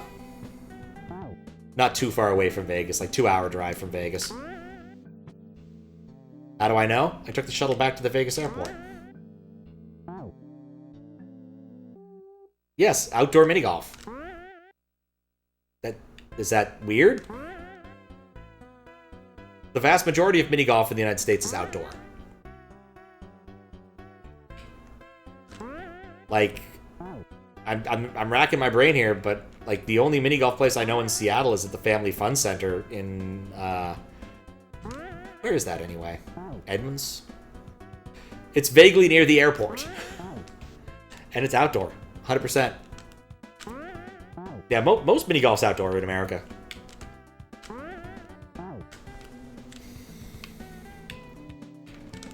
In fact, it's kind of weird that they'd only be indoor in Australia, because, like, the weather's pretty decent in Australia for that kind of thing, I'd assume.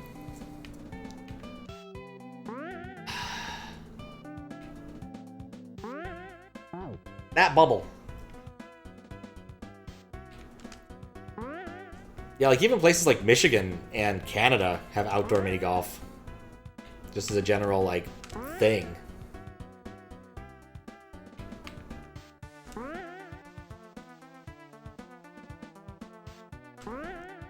Okay.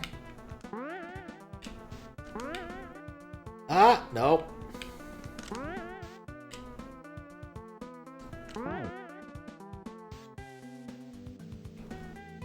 Like, that's just how it's done. It's either 30 to 45 or 5 to 20 and no in between, so it's either very hot or very cold. I could see that. I'm not very good with communist units. Being an American, I only work in freedom units. Even for science. Even in space. My car gets 50 rods to the hogshead, and that's how I likes it.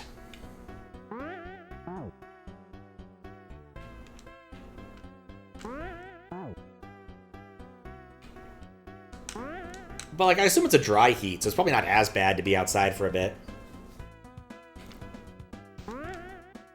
Like, I can tell you I'd rather suffer 100 degrees in... Well, 100 degrees is like 40-ish, I guess. In Vegas than I would in Alabama, just because of the humidity factor.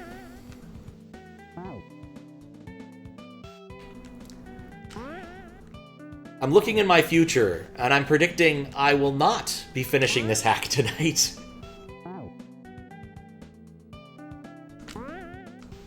Depends on where you are. I suppose the American conception of Australia is basically the outback. Like, we just imagine it's all, like, orange sand and everything, and kangaroos. I'm aware there are places that are not infested with kangaroos in Australia, but again, it's one of those... This is a really freaking hard obstacle. One of those things that we just don't think about much. Less than 10% of the app, yeah. Has a really cool place. Have outdoor mini golf. Let you play on the course when it's snowing like crazy. Great stuff. Arcade, bowling alley, outdoor obstacle course, and roller coaster. Oh, roller coaster, that's fun. Another carnival ride. Yeah, 80% lives within space of the beach. That's what I understand. It's mostly like on the southern shore-ish. Southern, eastern, mostly the southern part of Australia is the populated part.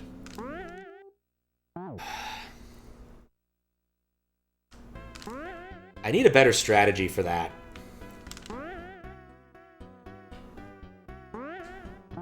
I need a better strategy for that, too. It's kind of like Canada in that respect, where the vast majority of the population lives, like, right near America, within 100 miles or so. Like, for most Canadians, it's not difficult to end up crossing the border if you so desire.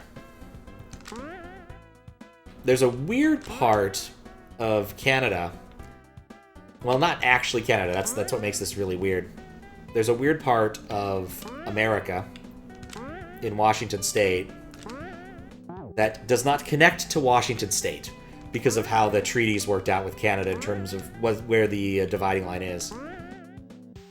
Because it's at a specific latitude line, and they kind of, like, zigzagged their way across the way to make it work. It doesn't really matter. The point is that these people who live here, if they want to do basically anything, they have to cross into Canada or take a boat, which I think is hilarious. Like, kids go to school, I think they actually cross the border. I don't know what the name of that place is, but I think it's funny. There's a couple of nice ways to get to Canada from from here in Seattle, if you so desire. You can take the Amtrak, go through the mountain, go up north. There's not many mountains on that path up there. It's mostly just coastal. So it's usually okay. Amtrak doesn't have the best track record, no pun intended. If it wasn't for that one bubble, I would be done with this by now.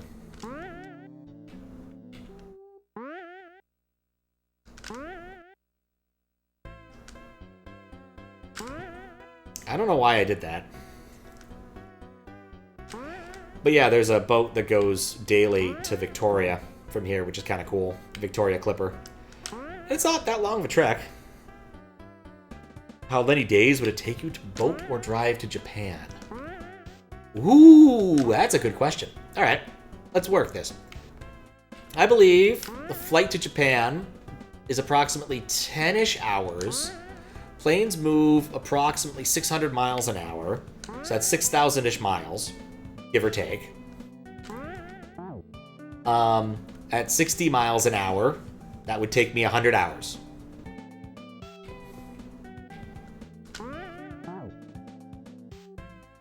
That's all back of napkin guesswork, but I think it'd be around there, around 100-ish hours. You know, you gotta get out and pee and eat and things. I drove around America once. It took some time. I had great appreciation for rest stops in a way that I did not as a child. Like, when I was like, oh, God, I need to take a leak. I was like, man, I'm glad there's a rest stop coming up so I don't have to get out in a truck stop. Or go to a gas station. Because, like, it just takes you so much more time to get back to the freeway. Rest stop, you pull off, you piss, you're done. Like, it's so quick. I'm dead. I have an inability to kill my Mario.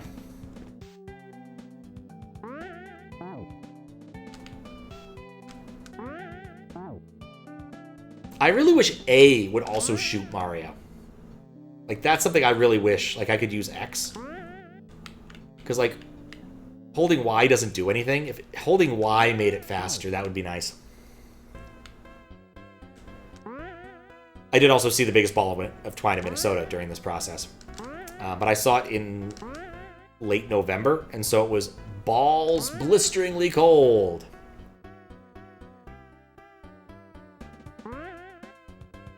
Deeply unpleasant. I have a selfie I took of me there, and I look abjectly miserable. Make a highway from America to Japan with that exit for every country along the way. I don't think that's too many. The South Pacific is pretty empty until you get to Japan. Was it like Tavlu or something? Tavalu? Okay. I don't know what I was thinking with that. I wanted very little power.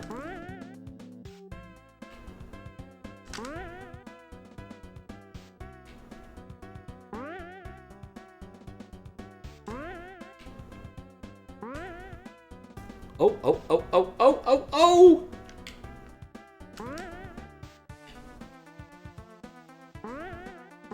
No! Yes? Alright, so there's the moon. Is that the thing I was missing? Oh, I see it now. It's green on green. No wonder I missed it. There we go. Yeah, I see what happened. I launched straight into the other ball and missed it. Like, I didn't even see it. Look into the ASM. This is just default from off. Yeah. It's one of those things that would make it a little bit better, because if I could work with either set of button, it would be nice, opposed to just one or the other. Suggestion, not requirement, put it that way. If you're doing a V1, consider this. Consider the following. I missed the moon. Oh, I know. I do not need to get the moon. These are map 16 moons, and they aren't stored, so I don't have to care about them. And that is some inside baseball right there. Map 16 placed moons aren't tracked by the game. And this game does nothing about moons, and the moons only arrived after I set up a thing, so it's fine.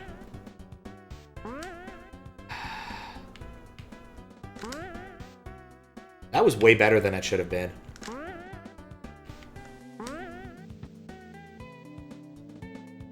It's a tough moon. I'm not surprised. Sup, Kappa?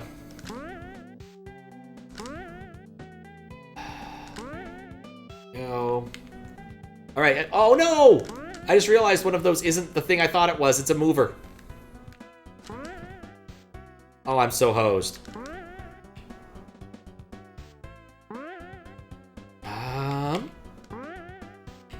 Oh, if I land back on the ground, I could have done something there.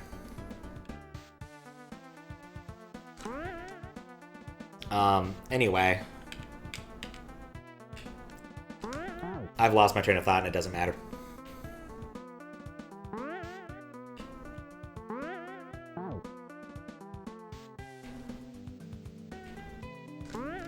What's about Canadians? Probably doesn't matter.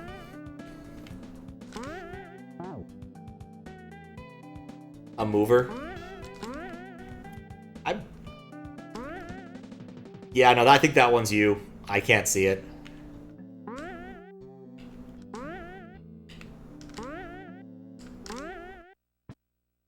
If it was differently numbered, it could be a prime mover. Return of the Void. Are we playing Small? It's one of the levels in Freak City. Now that was a good shot.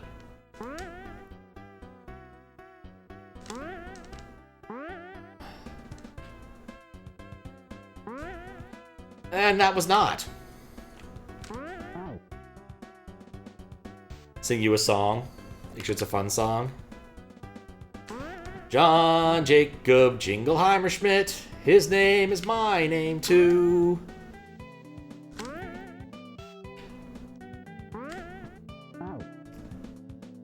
That wasn't that fun.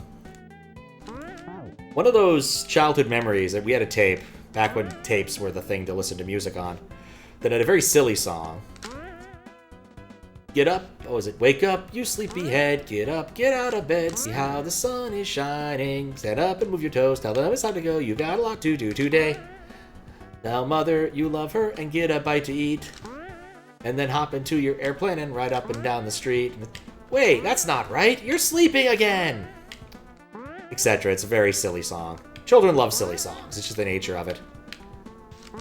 I only found out much later in life, oh, that was a bubble there, that this actually was part of like a TV show. Was not something I was expecting. Like some children's TV show. And the bit where he puts the watermelon in his shoe, yeah, a kid tries to put a watermelon in his shoe. It's actually legitimately funny. Also, the Basil Brush is a children's TV character. It had a reference to him in a book I was reading. I really wish I could cancel this because it's not the angle I want. I just thought it was an appropriate name for a fox, but nope. The reference was specific, like, UK-ish character. Low-level run is near completion. Just have the Void and Sealed Temple left to do, including super bosses, of course. Of course. I mean, the nice thing about the Void is you have to worry about XP after a point, so makes life a little bit easier at least.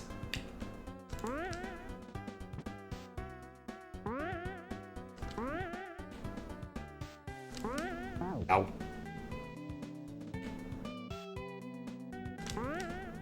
Ooh, low level. What are you gonna do with low level Omega? Like, Omega is really annoying. Like, I'm thinking what I would do if I was faced with that. Like, you can't really run him out of MP. It's not really a thing that matters.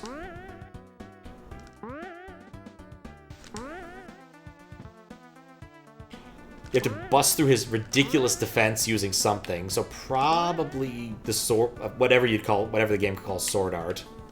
The Mystic Sword skill. Because Lightning 3 will allow you to effectively do free crits with no defense on anything that's weak to the specific element. Chemist is probably the answer. Spellblade, thank you.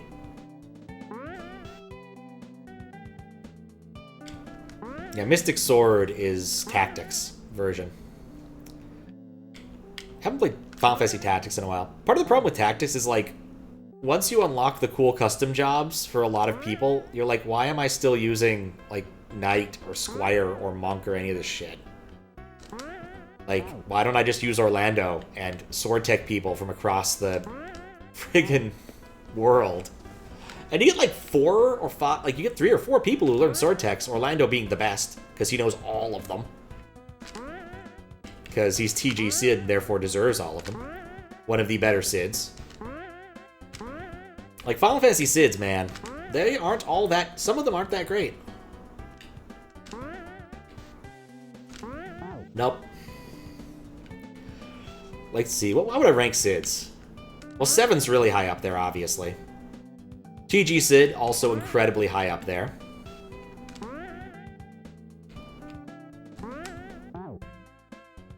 Let's see. 8, no. 6 is pretty decent. 6 is pretty good. Though he has that stupid raincoat. 5 is pretty good. As far as Sids go. 4 is high up there. I don't even remember what Sid did in 3. Sid in 2, I think, was annoying, but I think he had a heroic death or something, so I'll give him a pass. We're preparing butts to use Spellblade X attack. Plan on using Sing on everyone. Love song, hero song. That makes sense.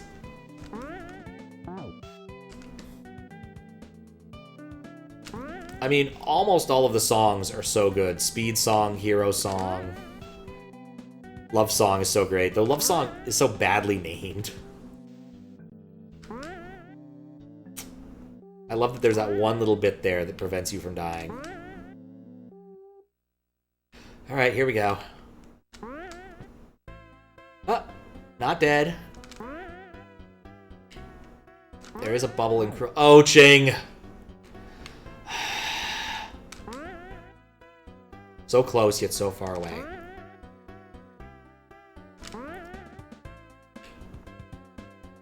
I kept saying to myself I would do more of those non-Final Fantasy 4 Job Fiesta things that I never do. The other things keep me too busy, I think. And nope, reflected. I swear that bubble's faster than the other ones. Sadly, because you're going for a 2-2-2-3, not 2-1-1-4, none of your characters have MP to cast Quick for Quick Leak shenanigans. Oh. That is unfortunate.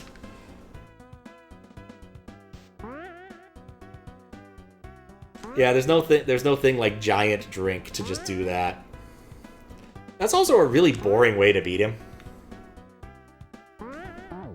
It takes forever. It takes like a Commander Keen game and a half, if I recall correctly. And I swear, if I ever do that again, I am so playing Commander Keens 4 and 5 instead. They're just better. Also, I got recommended on YouTube a video about the development of another ID game, Catacombs 3D, which was like their first 3D shooter game. It predates Wolfenstein, surprisingly. And yeah, it's interesting. I played it as a kid. It's fun. It's basically Gauntlet, if you've ever played Gauntlet. So I get the moon. But in 3D form. The original Catacombs was just kind of a rip-off of Gauntlet, and they fully admitted it. But the thing in there that interested me the most is they had a timeline of the games they made circa, I think, 1992, with Catacomb 3D being one of them. But what's weird, they started development on Keen 6 before the development of Keen 5 started. Which is weird.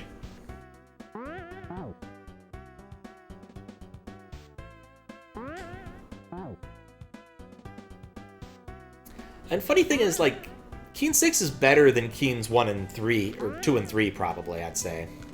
Shareware games frequently suffer from this sort of disease of the first one being the best one of a given, like, series. Nope.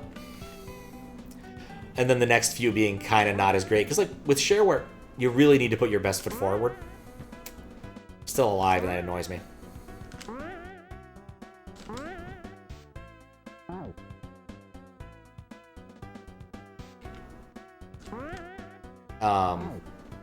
But yeah, Keen 4 and Keen 5 are both really good. But then Keen 6, which is not part of that series, which is to say, like, there wasn't a shareware version. Keen 6 actually had a demo, which was weird, as opposed to it being shareware. So you got to play the first 3 levels, and boy, did we.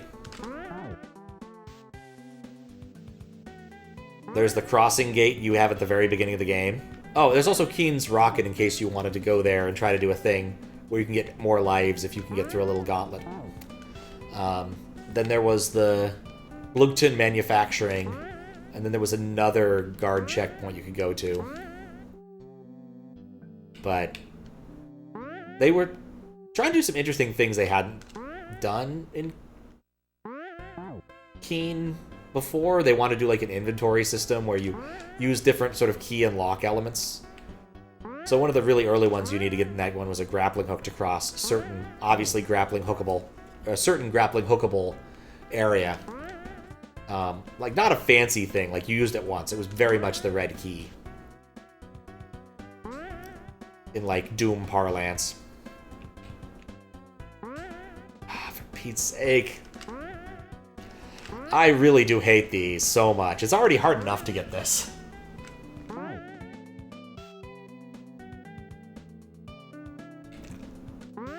I already forgot what I was doing when I said that. The funny thing is, an awful lot of my clips on Twitch aren't like interesting things I've done. They're typically like people clipping things, something the game's done is weird. Something that the game has done is weird. So when you come across like a raid thing like Tweeds, what ends up happening is it ends up playing one of these something broke clips, and it just looks really funny. Not haha funny, just weird funny. What was this even? Oh, this.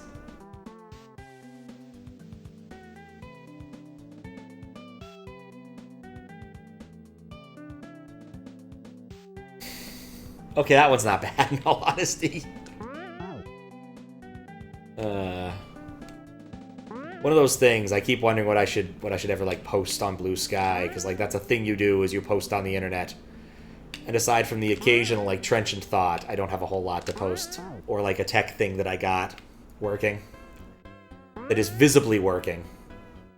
Like, today I made it so that when I go live, it sets my live status on Blue Sky. I messed it up, so I don't know if it works. I tested the library portion of it on my local machine really quick. But the integration I didn't test well, and yeah, it didn't work because I forgot to integrate it perfectly. Shouldn't be laughing. As long as someone's having fun. I'm also really glad I got the midway, because otherwise this would suck so much more.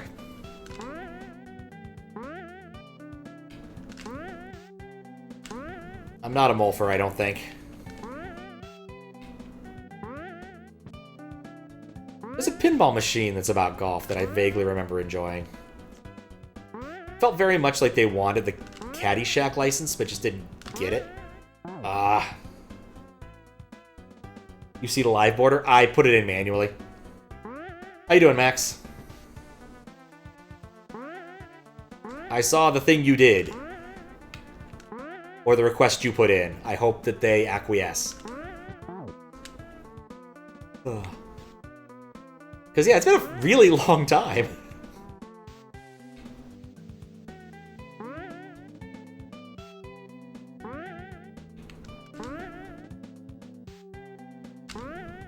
Here we go.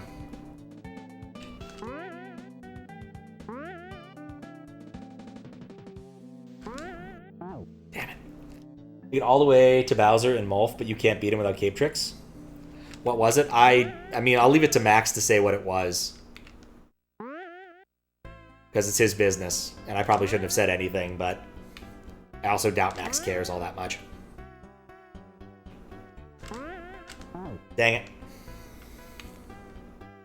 Cape shenanigans?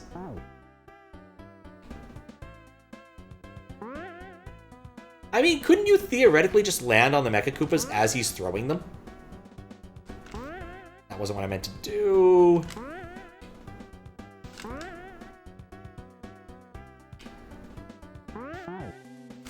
That bubble sucks. The last troll bubble is far more forgivable, but that one there sucks hard.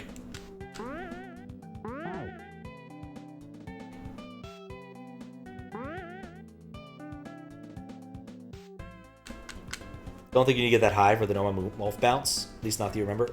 Ah, fair. I just feel with, like, the punting, you can get up there.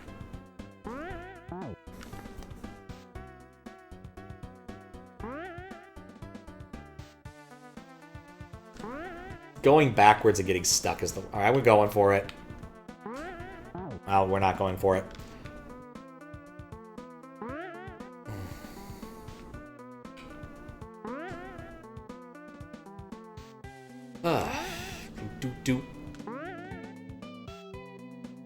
Oh, actually, yeah. Fries, do you know anything about Snowflake? Figured I'd ask. I need to learn about Snowflake.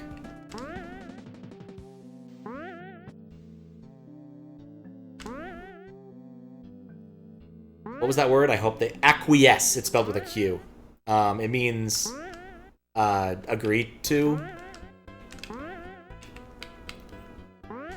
It has a kowtow would be a similar word.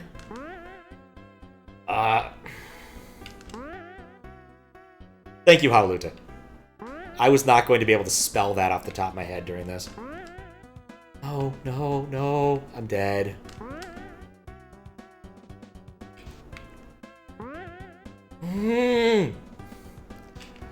I hate that bubble.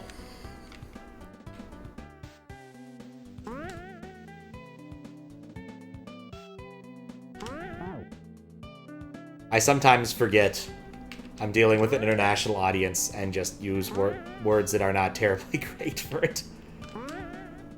On the other hand, people learn. I was actually talking, had to call my mom. There was a specific thing that we were working on. I had questions about a thing and she knew the answers to them, so I called her up because I was trying to figure out this thing. Not terribly important. But she's like, yeah, I had to skip Grandma Day the other day. And so I got him. She was talking about this blanket she got for him and how he says, like, I'm gonna go put this blanket on my bed and sleep with it. Just a fully articulated sentence like that from a 3-year-old. I'm like, yeah, that just happens. With his parents, they're not baby talkers. They're just gonna talk to him straight up. Yes, the SMW is the SMWC one.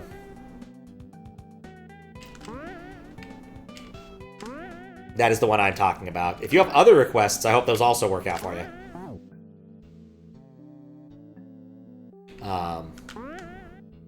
But my mom was pointing out that, like, no, that's what, like, my little brother would do, is that he would end up grasping onto these words and using them too. Because I would not, like, actually speak in children-appropriate sentences. Not inappropriate sentences, but not, like, dumbing down the vocabulary that I would use.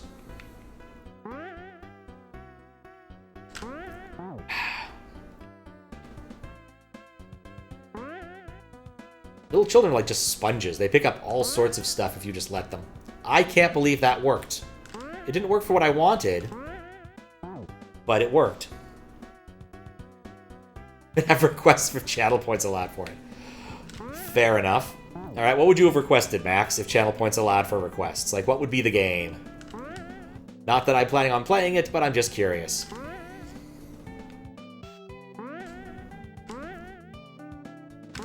Also, while I occasionally use the royal we, I don't think I've ever referred to myself in the third person as they. I enjoy the royal we, though. I'm certain the queen does, too. I guess the king now.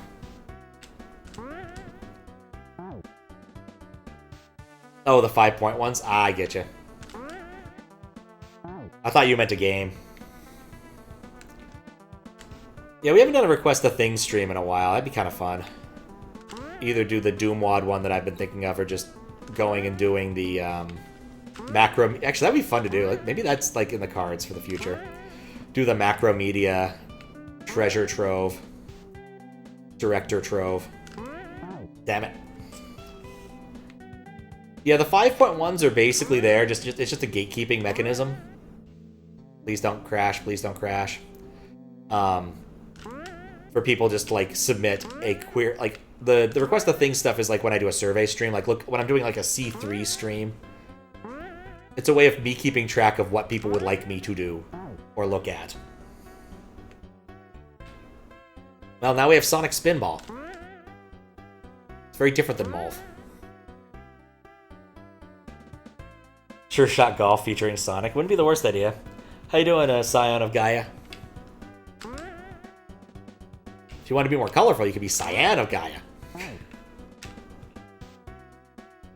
Sonic Golf game. I don't think there's ever been a Sonic Golf, unless there was one in, like, the Olympics games that he was in. Speaking of which, I guess the Winter Olympics are happening again. That's really all I have to say about that. Yeah, me too, the more I think about it. Like, it fits. You would just, like, be golfing, and various Sonic characters would be your ball. There could be wacky mini-golf things. There could be a Chemical Hill Zone hole. Like, there's a lot of potential here. Please... Oh, crap. It's encroaching already.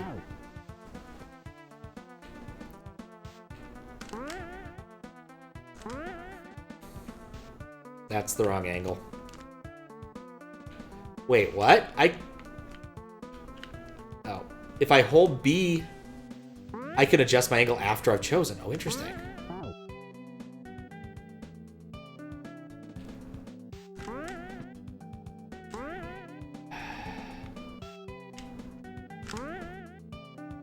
There's always that one bit that'll launch you backwards.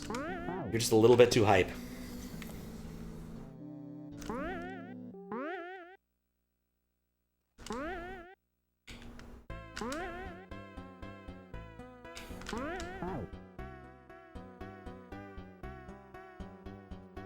Familiar with Pirate Red Sun's music. This is one of them. I am not. I assumed it was like a random port from like some sort of NES horror game. I'm not really sure why I assumed that. But that's the vibe I got from the song. Like one of those games that reminds you a bit of Shadowrun, but horror-y.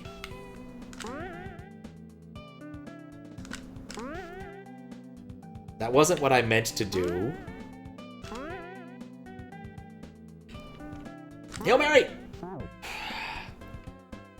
Riches at ultimatum, so Christmas? Huh. Fun fact. Well, kind of fun fact. I learned recently that Jim Carrey truly hated wearing that makeup for the Grinch. And it ended up talking to like some ex-CIA guys with experts who are experts in interrogation to come up with tactics to not go insane while they were putting it on and while he was wearing it. One of the things he started doing was smoking cigarettes. He wasn't much of a smoker, I think, before or after. And it would smoke those long, like, Cruella de Vil style, like, cigarette holders. And now I understand why those exist. They keep the cigarette away from your body. If you're wearing a lot of, like, stuff you don't want cigarette ash on, yeah, that helps. Like, for instance, the case of Cruella de Vil, fur coats. Want to see him in Grudge mode? Smoking cigarette? They might be some in, like, the outtakes or making of stuff in, like, the DVD, if there is such a thing. Yeah, he was smoking! To reference a completely different Jim Carrey movie. I was thinking the other day, The Mask is one of the most absolutely ridiculously overpowered comic book hero, villain, I don't know what he is. But, like, having access to Toon physics is insane in terms of power leveling. Because, like, Toon physics opens the doors to a lot of random bullshit.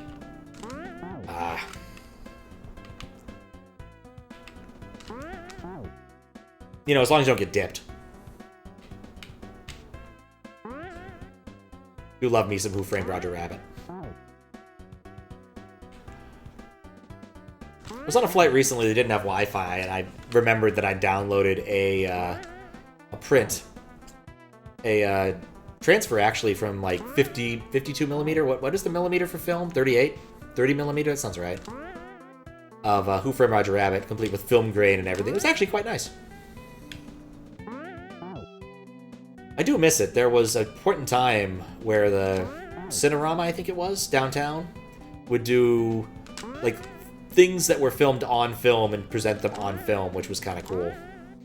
That sounds like a movie theater, Pat. Anyway, point of that being, dang it, that I got to watch Tron as it was kind of originally intended. They'd also do things like Lawrence of Arabia, which I understand to be quite a good movie. Especially, like, in its original movie theater kind of form. A fundamental issue with, like, home setups is, like, you don't get the spectacle you get with, like, cinema. Like, I want my movies to be bigger than life. I have a projector. This isn't bigger than life. It's about as tall as I am in terms of throw. Maybe about 6 feet, maybe a little more.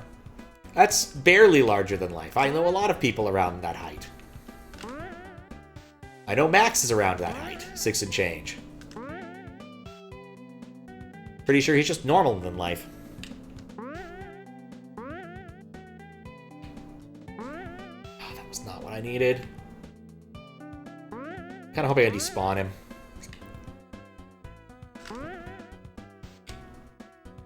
I think I despawned it. I did not. I think that actually worked out in my favor. No. Favor, kind of. Nope. You were at 6 feet at once, but shortened some. This would be another level that'd be cool to see someone TAS. I thought it hit the rim and bounced backwards. I haven't made it to some of you... Hello?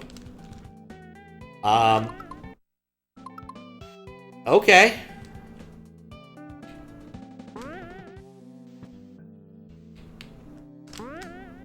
I'm just gonna count my mini blessings. Count them one by one. And go backwards. That was what I meant to do. And it's still encroaching. Oh, I hate that thing! Well, maybe it won't be encroaching now that I've gone all the way back to the beginning. Nope, it's still encroaching. This is a complete waste of my time. Very powerful bouncing.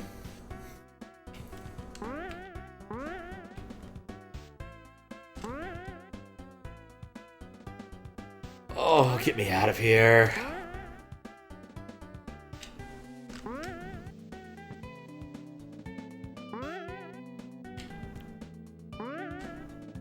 This would be hard enough without the Seekers, but the Seekers are basically make it so you can have a really good run going, and then it just ends. Because you're not fast enough. Like, the X thing is probably important, but I cannot conceptually use it.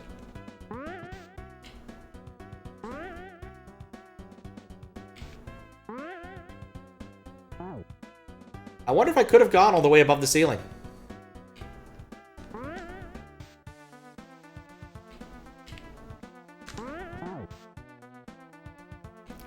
Yeah, I did unlock my Toon physics. This is true.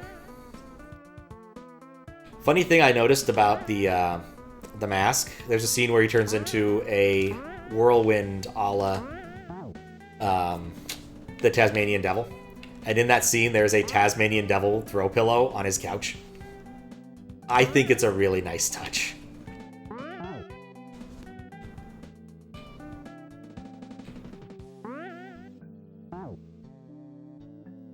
Also, Cuban Pete is a fantastic little musical number. Call him Cuban Pete, he's the king of the rumba beat. And then the female cop suddenly busting into song and being like, how am I singing so well? Utterly fantastic. I never can make that shot.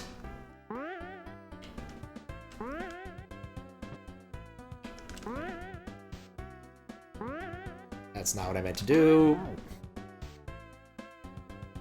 Absolutely can. Well, it would have been great had I not reflected my way all the way out. I might have taken it, to be honest.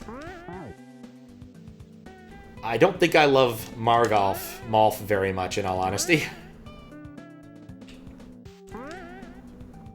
Especially under these constraints.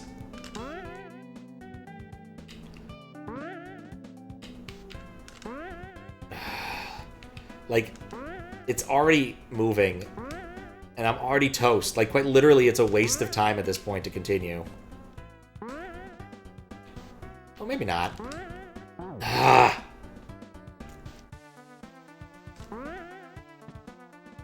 Alright, well. Let's say another try for cheese, but then no. Oh, hey, I just realized it's a Final Fantasy V background. Very glad you only made one. Me too. It's the kind of, like, gimmick that either you make your whole hack around or you put in exactly one level, knowing what you did.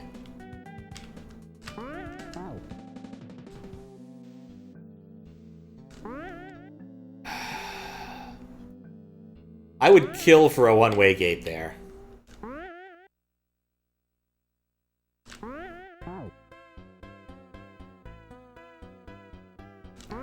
Or maybe like a right or left trigger death thing, because like frequently I find myself dead, but not having much time. Like I don't want to waste more time on it.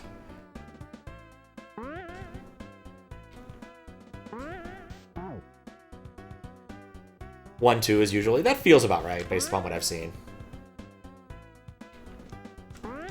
Damn it! I guess actually thinking about it, C3 is like next week. So I guess I'll do one of those survey streams next week when C3 happens.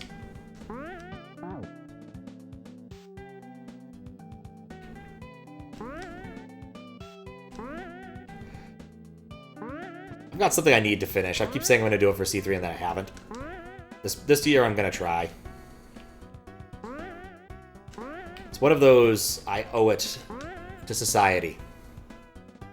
Like Strong Bad's rock opera. Ugh. There's just no time to do anything there. You have to make good shots.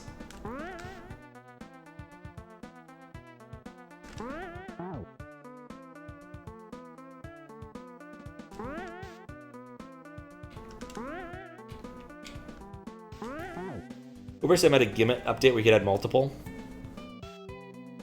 Add a lot of quality of life stuff to this? Yeah.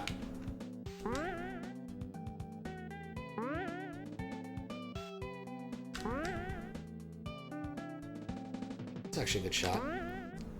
That's an okay shot.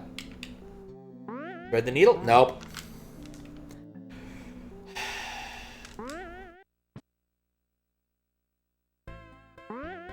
This is the worst place to end up because it's hard to kill him and I can't get back easily. Level's pretty funny. Almost got past it. Yep.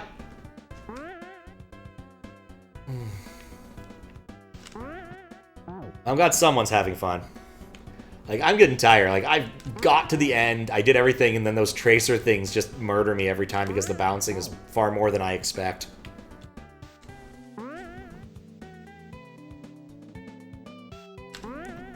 And I'm not getting any better, apparently.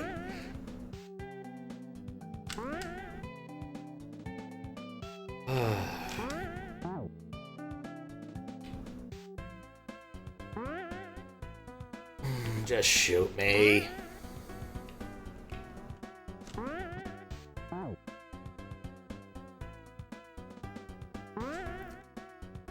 I can't even go forward anymore.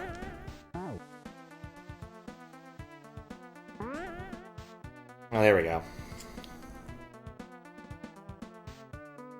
Took you hours first clear. No checkpoint either. Fair enough.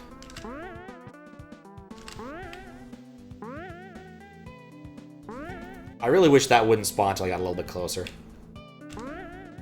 No, it just takes me all the way back. What do I do? Okay.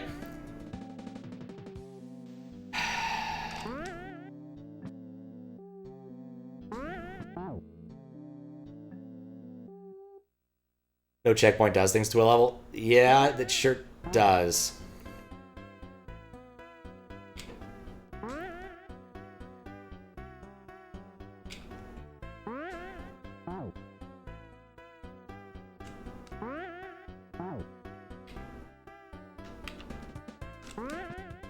I swear I have this down and then I just keep flubbing it. Funniest hack name I ever moderated? Mario Ding Dong Pizza Flubbapalooza. I think I ended up rejecting it because they had a bunch of problems. But the name was great.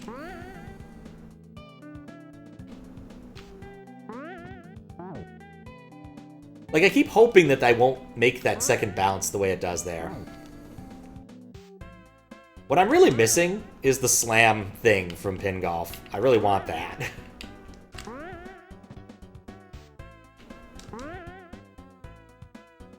Okay. Nope.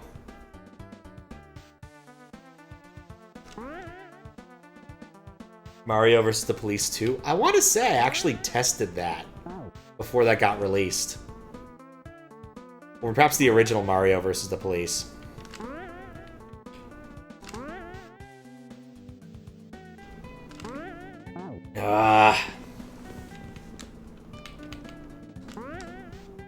Yeah, my smile and enthusiasm are pretty much gone. I've been at this for so long and don't feel like I'm getting any better at it. Honestly, if it wasn't for the... Okay, well, that's a different take on that. No! Why did I think that was going to work? Played it, loved it, but it got removed. Wonder why. I don't think it was me. I don't remember moderating it. And as a general rule, I never moderate... never test and moderate something.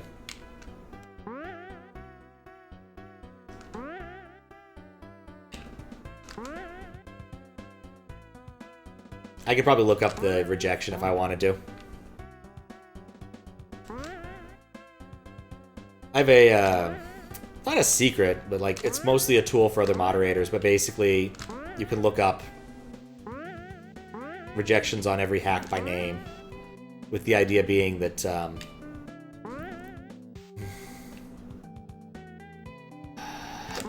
nope.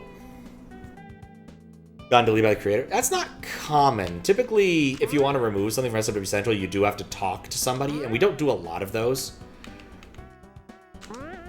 Like, basically, what usually ends up happening is if, like, say, you released something and you're not proud of it now, like, it's been 12 years, and you're like, I don't think this should be under my name anymore, they make it anonymous. That's pretty much how that works.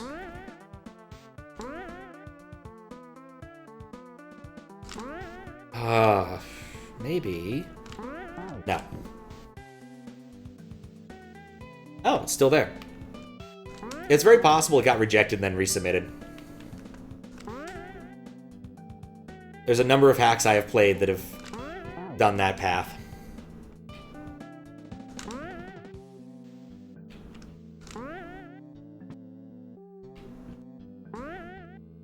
There are some hacks that, oh, I hate this. I hate that part.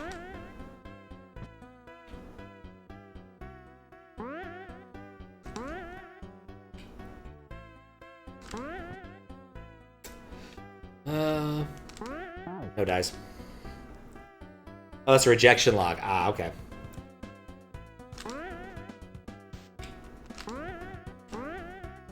Yeah, I guess in case anyone wants it, I can link to it. It just basically every day or so goes through, pulls all of the rejection logs. Most of the rejection logs. I've been lazy about how one part of it works, and I should stop doing that. And just puts it into a 1 mega HTML index.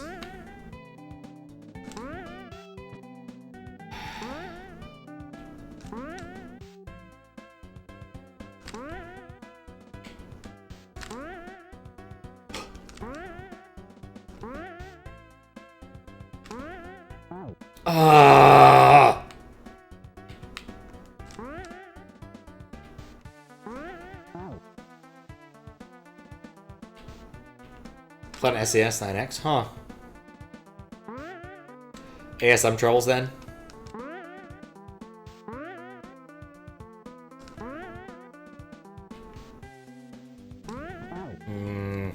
Or audio troubles, possibly.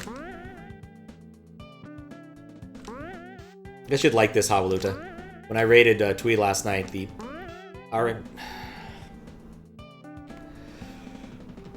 random clip he drew was when I was playing the WLDC levels, WLDC 1 levels, and like the music was terrifyingly weird.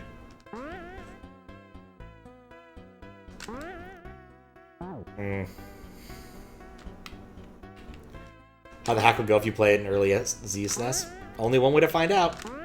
Only one way to find out.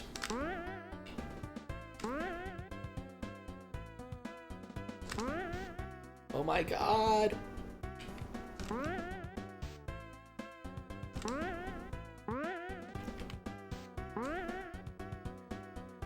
Okay. I like that. I don't like that. I'm already dead. This... Wait, I'm not dead. Cool. I think we despawned it. Ah.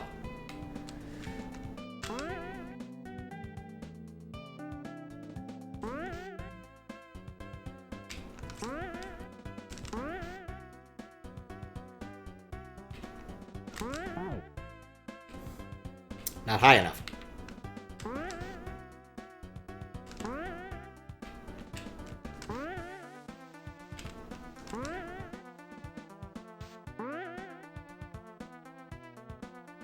Not today, unfortunately. I'm gonna go to work. Today and tomorrow, most likely Sunday as well. It does happen.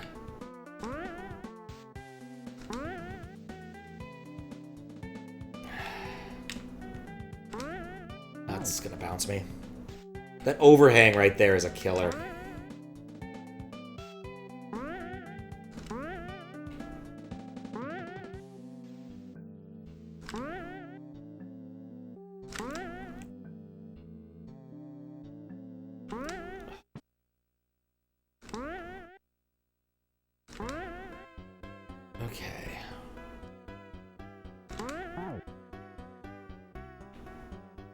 I need to be further back.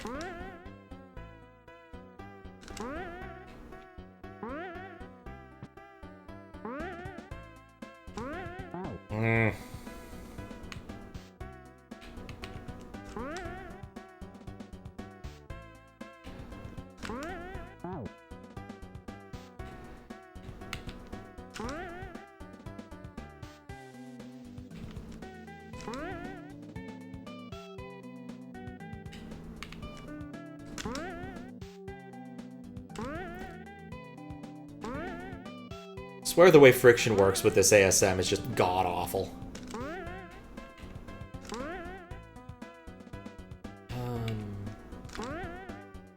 Oh!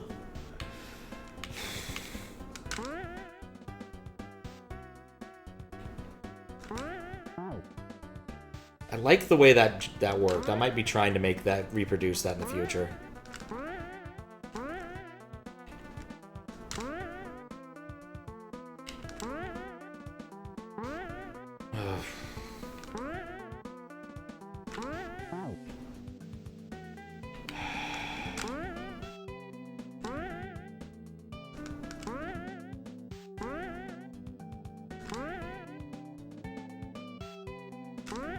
That was not what I meant to do.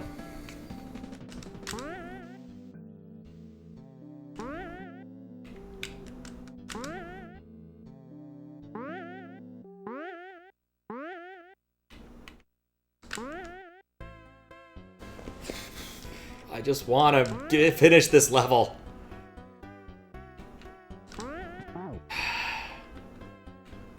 I think hitting the ceiling there is actually the strat. Not there, of course. I'm legitimately surprised that didn't kill me.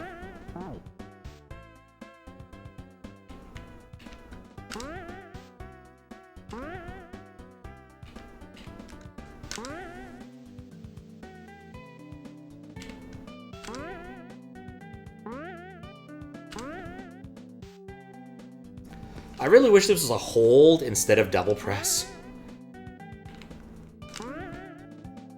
And then it gives him a huge bounce in. Ugh. What I really want to do is just lose a lot of velocity going through there. I just seem to not be able to.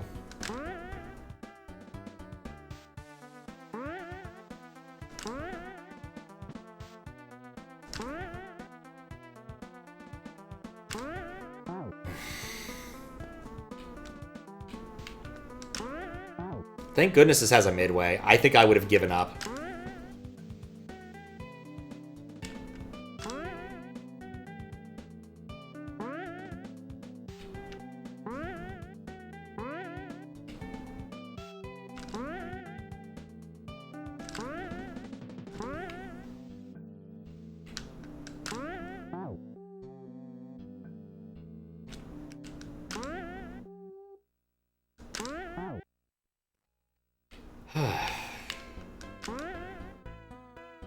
I think I want to do like the hole-in-one strat that somehow works here.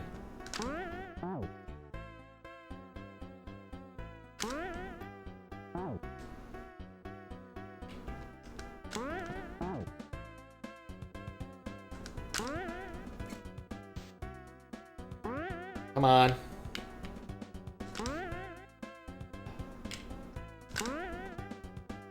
Okay.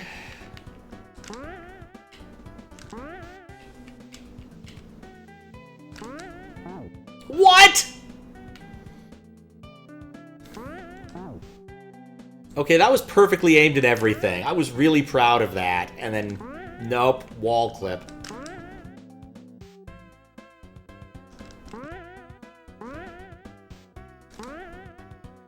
Okay, I think this is good enough.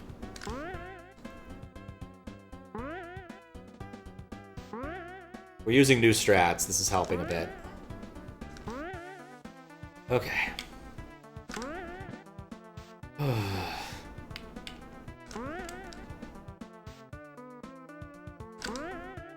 Wait, there's another block. I didn't even see the other block there. Oh, look! The perfect shot!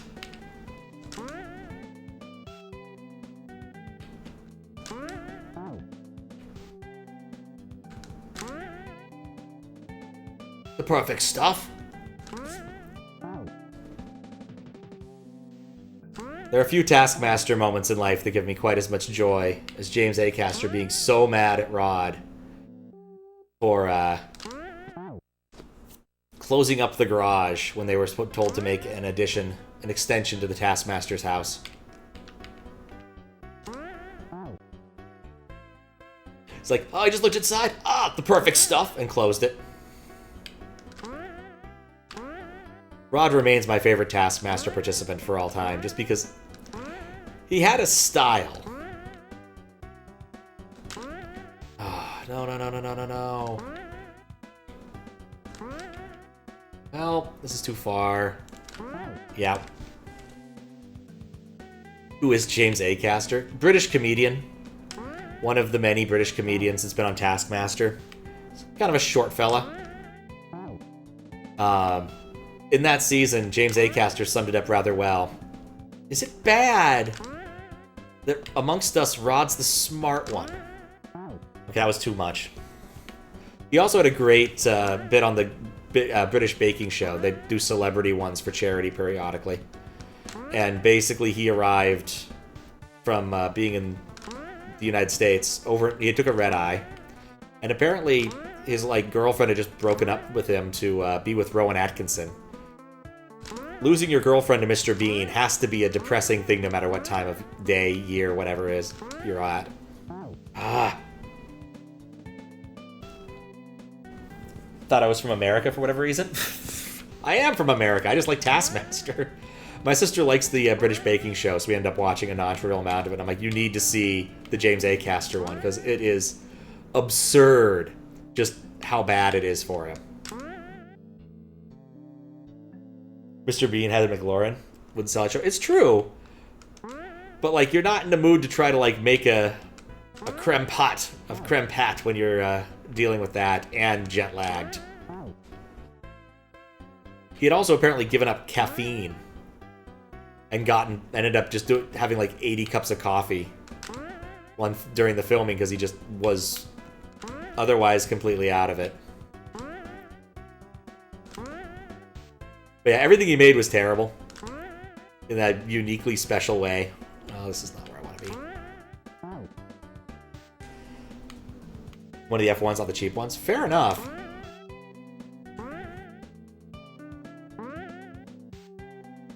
I mean, I'm also certain that Mr. Bean is quite wealthy, given that,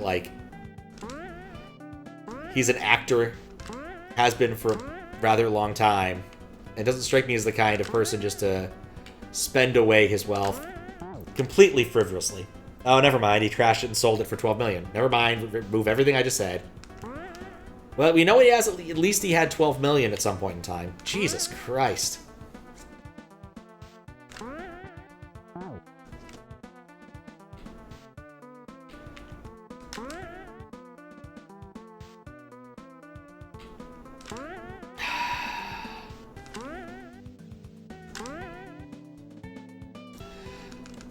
That's game. That's not game? Oh!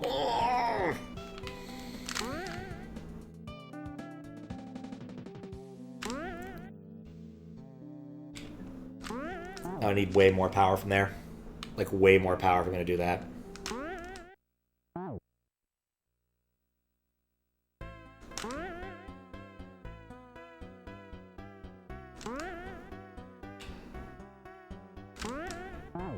Need to be lower.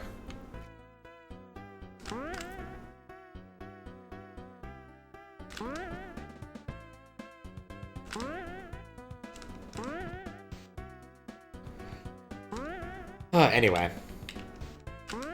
Yeah, Rod didn't end up winning mostly because for a non-trivial number of tasks, the prize tasks, he brought in a picture of the Taskmaster looking fat or variations of thereupon. The best one, of course, the best thing he brought in was that Taskmaster said, this is a picture of me looking fat. He's like, it's not a picture of you at all. It's a short film. And then he submits the short film, which is when you have a bunch of people over, you should make sure to see them out. And it's a short film of him in the Taskmaster's closet, filming Greg while he's asleep. It is really creepy. Of course, the goal of that particular prize task was to bring in the creepiest thing. James Acaster brought in a cat, like a picture of a cat, a mummified cat or something. Somebody brought in some Victorian Christmas cards, which are admittedly kind of weird and creepy, but they're Christmas cards, you can just flip them over. And then Phil Wang brought in a picture of his face. Not a picture of his face, like a painting that he found creepy, but like, Greg's like, I think it's a perfectly nice painting of you. I need to have a creepier face. Nope, no short play. Used to watch the Antiques Roadshow, used to have a lot of old stuff. I believe that. I've never actually watched Antiques Roadshow, just heard about it. Oh yeah, and then the other thing that was brought in was a t-shirt this woman had seen on the tube. Someone had worn it as a, I'm not a gynecologist, but I'm willing to take a look shirt. Kind of a classic frat bro-y type thing. Okay. Nope. America should become British again? Nah, their time's past. British should become American again. We should make the UK the 53rd state. After we take over some of Canada and Greenland. It'd be great. They could go to the Gulf of America more easily.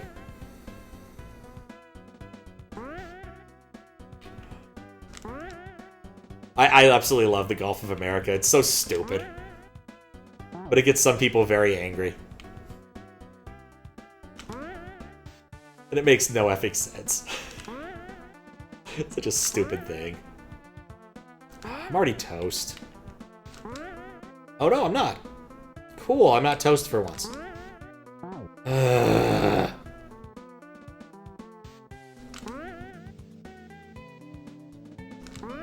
Anyway.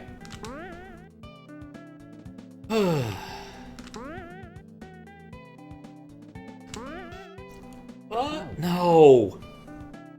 It keeps happening. I keep getting on, like, the... Well, it's obviously the last bounce is where I die. When else could I die other than the last bounce?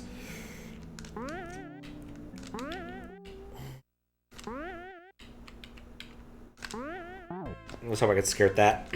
I saw the goal. Why? Why die? I have no control over what I do past a certain point. I can choose my power. I can choose my angle after that until it brings me back. I have no latitude in any of this.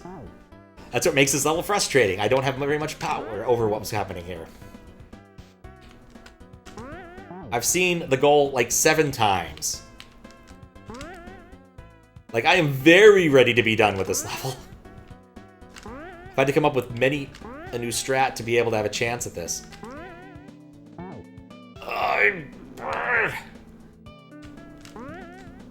And some of those strats don't work very well, because I don't do the same angles every time. Because how can I?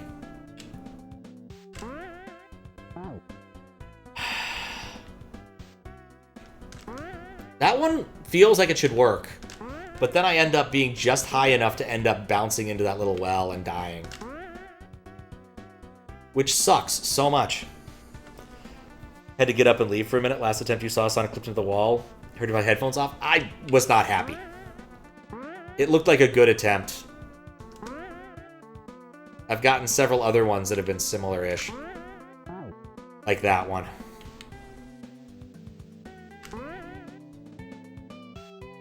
I've seen the goal a few more times, I think, since then, but as you can see, I'm still here.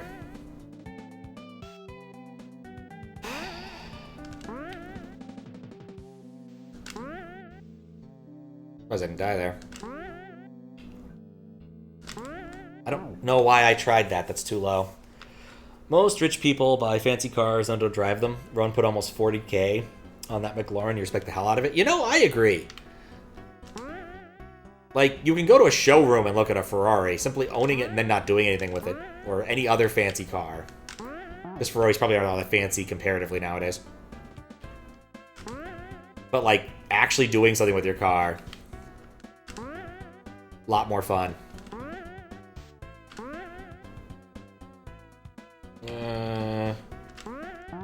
Nope. It's like people buying those graded and slabbed Earthbound copies.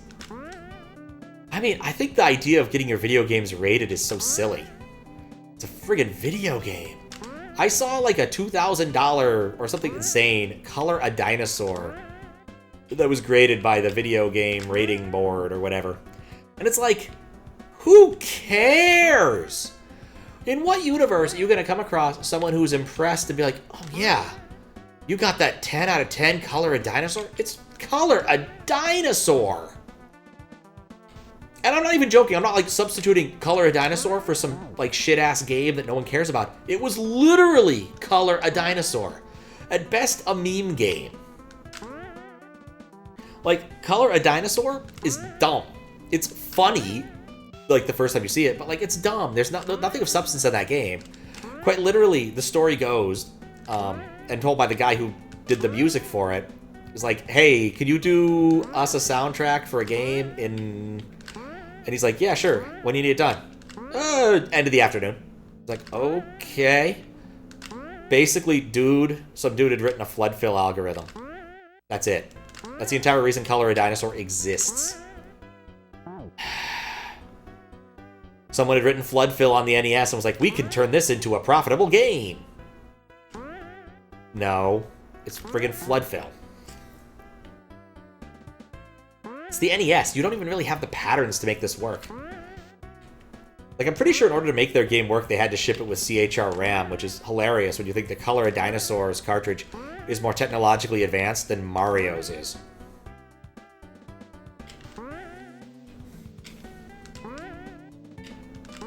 Anyway, Floodfill's pretty cool, in all honesty. As far as algorithms go, it's a pretty nice one. It's roughly equivalent to breadth first search.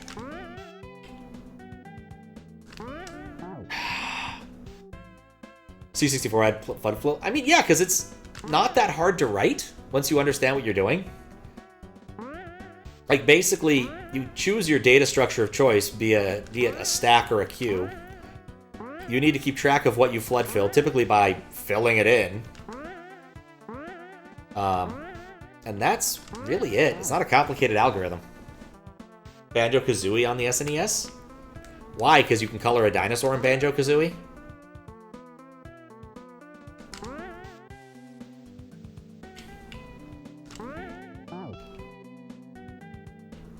I was thinking, actually, like, if I was in the mood to start something big, I would consider doing, like, Banjo-Tooie.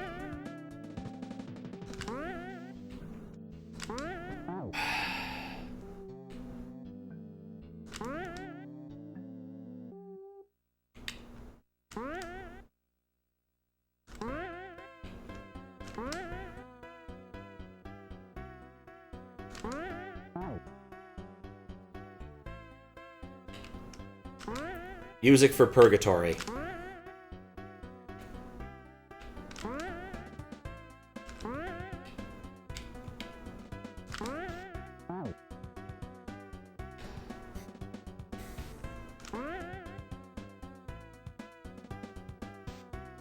You see my game queue and I will work on it until morale improves. Maybe.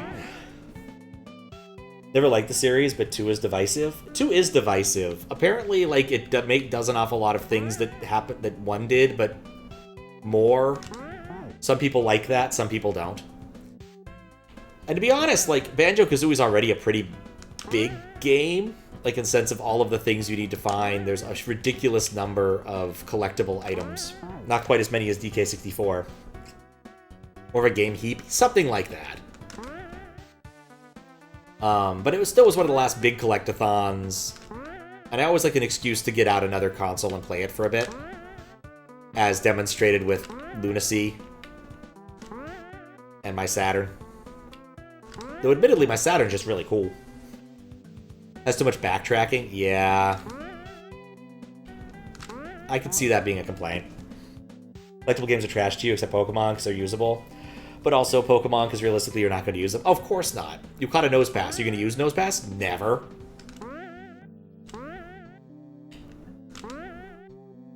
It's just not in the cards. You're just not going to pick Nose Pass.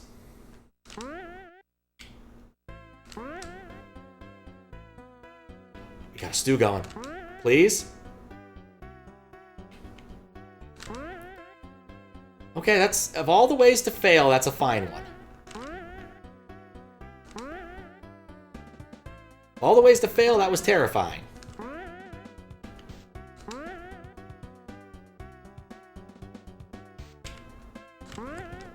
Thank God! That was a level that massively overstayed its welcome.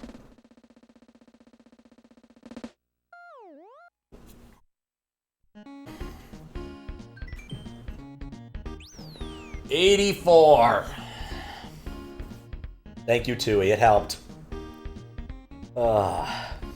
Yeah. Even as an HM slave, you got Bidoof.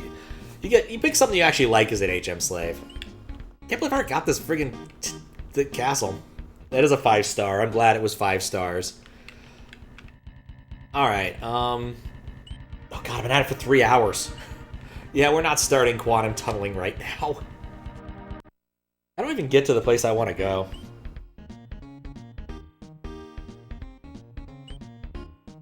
I think I have to go this way.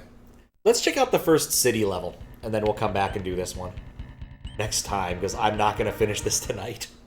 I still have 8 exits, not including... Oh, wait. No, I need to go to a pipe. Which pipe is that?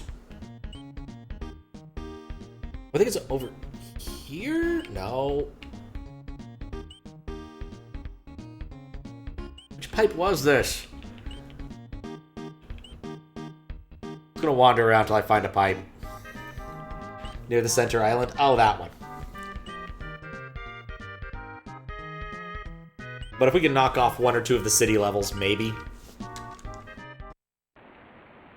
Oh, do I have to redo this? Looks like. Does remind me, something I didn't check earlier. Forgot about him. Is whether or not the pipe works at 50. Fails to work at 50, and I'll need to check that at some point. Maybe I'll check that as the last thing we do before stream end. Oh, I didn't think that. Ow. Is there any way to get that mushroom? Or is it just a big tease? I suspect it's a big... Wait.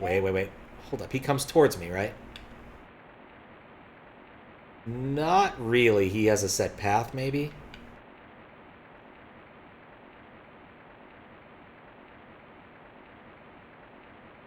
I could get this mushroom, but it would take like half an hour. I'm not doing that. Checked a few times, but yeah. I mean, as a moderation, it's a thing I want to see. Actually, I also want to know what happens if I get manhandled.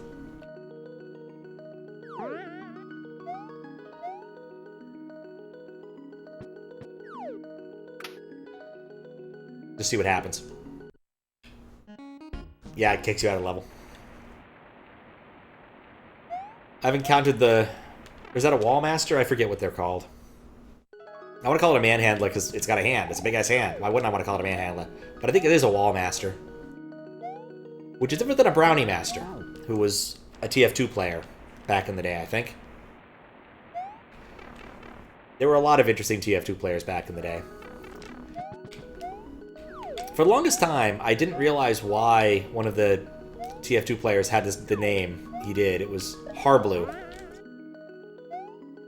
I think he played Demo Man. Or Roaming Soldier? I forget. Yeah, I think it was Roaming Soldier.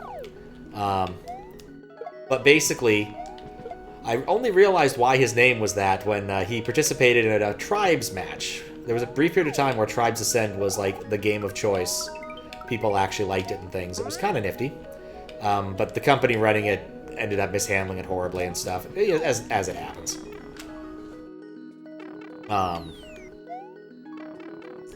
But what's important here is... Oh, cannon ready. Target confirmed. Freak City, dead ahead! So this random dude, a Flock of Seagulls haircut. Ooh, hey, a Reznor sign. I like a Reznor sign. Okay, that is a bonkable one. But yeah, basically this guy... Why is there a timer? Why is there a timer? Oh, hey, I have infinite jumps now. Okay, I'm picking up what's laying down. What's being laid down. This is a survival section with floating heads. Somehow reminiscent of the Mansion of Hidden Souls. Anyway, basically some dude on 4chan challenged some dude on Reddit to a show match where Reddit would compete against 4chan as a, you know, battle of the century. Yeah, it did the thing. That happens sometimes. With the sound when you jump. Bonk. This level's actually pretty chill. Ow. Momodora music? Oh, I do like Momodora. I've played Momodora. I played the first one. I should play the other ones, but the first one's great, especially because the way it worked was you didn't get Metroid Crawl, you got turned into a cat. And I like that as a mechanic. Anyway, point is they were having a show match, and so the Redditor went and created a subreddit and recruited people, and they scrimmed against real teams and stuff, and the guy from 4chan just kind of forgot about it. Just completely forgot about it.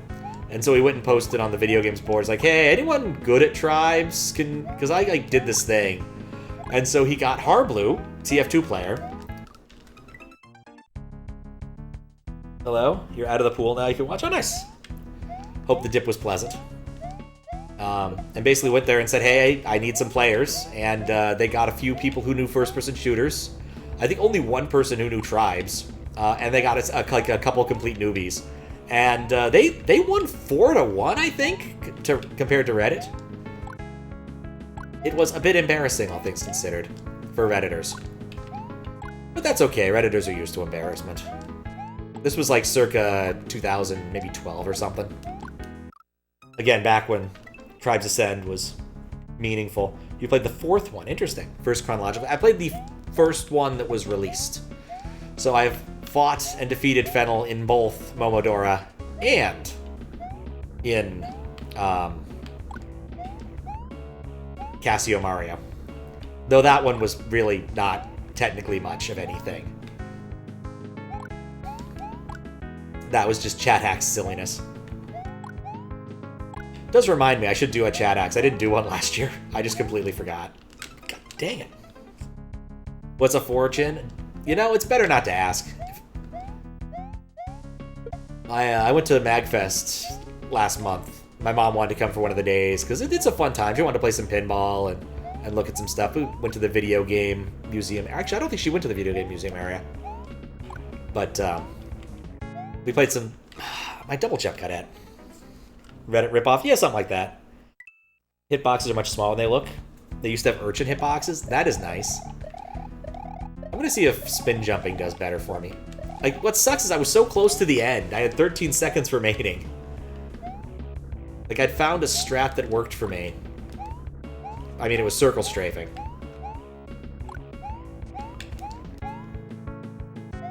But still. Anyway, we sat down to do some people watching because she got kind of tired. You know, we're talking about the various series that people are cosplaying as. I saw a couple cosplayers come by as Spamton and the new TV character from the new chapter of Deltarune, which I don't know the name of and don't, because I haven't played it yet. My sister thought they were from Has-Been Hotel, because the TV head guy. And I'm like, no, it's totally Deltarune because they had a Spamton with them. And, you know, we're just having a good time. Watching cosplayers. There was a lot of Genshin Impact, or whatever that Genshiverse, whatever the Hoyaverse, that's it. Cosplayers. My sister plays Genshin, so I know more about that than I should. But anyway, person comes by wearing like a fursuit kind of thing, and I was like, oh, I wonder what that's from. I'm like, no, it's probably his original character. You know, that's just how furries are. And she looks at me in all earnesty and asks, so what is a furry? And I think about it, I look at my sister, and I think about it a little more, and I'm like, Mom, I think you just withdraw your question. You're just gonna be happier not knowing. And she's like, okay, I think, if that's what you think is best. My sister thanked me on the ride home for not explaining what a furry was to my mother. Sure, I could have given a cop-out answer, like, oh, they just like animal characters, but there's a lot to furryism. I swear to God, sometimes I'm just not double jumping. Like, it's eating my jump. Like there.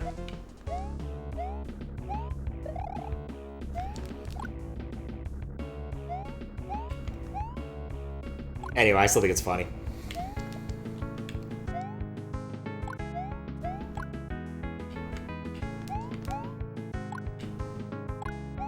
Is either my sister or my mom a furry? Not that I know of. Seems unlikely. My sister has 2 cats. I don't think that has any bearing on that. It would definitely be a bit weird, but given the question my mom asked and how she asked it, it seems very unlikely.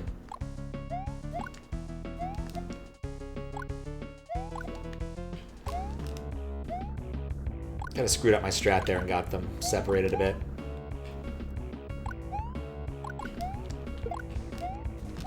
Dagnabbit, it didn't jump!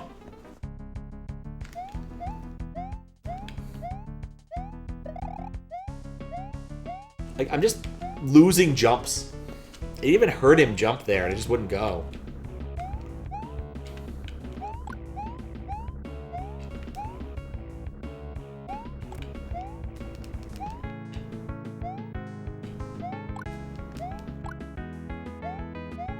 Am I, though? No, I was going to use a double jump to avoid it, and it's eating my jumps.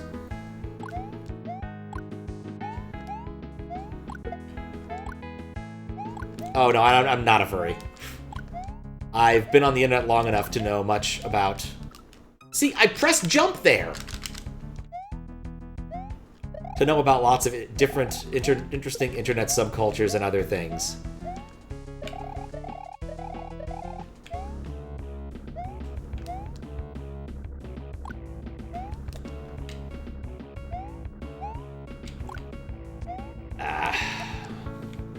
I'm annoyed. I should be out of this level by now. But I keep getting my jumps eaten. I don't know why. See? There! Again! Like, I'm falling through the air for an very long time, and I've pressed B.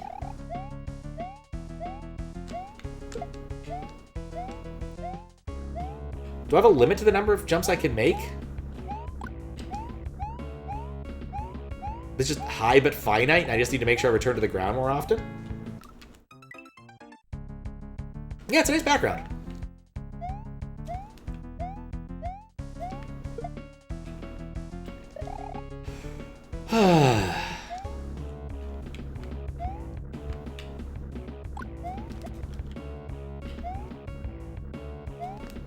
Yeah, there, again. Like, I'm pressing jump near the apex of my jump, and it's just not going. Like, I didn't expect to land there because I expected to jump again.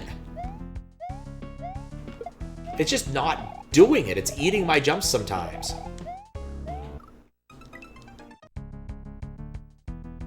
One of these by ducks with wings, but these look funnier. I agree. The helmet heads just on wings is funny. I still have some residual annoyance about the last level. I just need to, like, let it go. Embrace the suck, as it were. But it is annoying to, like, lose... See, again, I was jumping there and it just didn't go.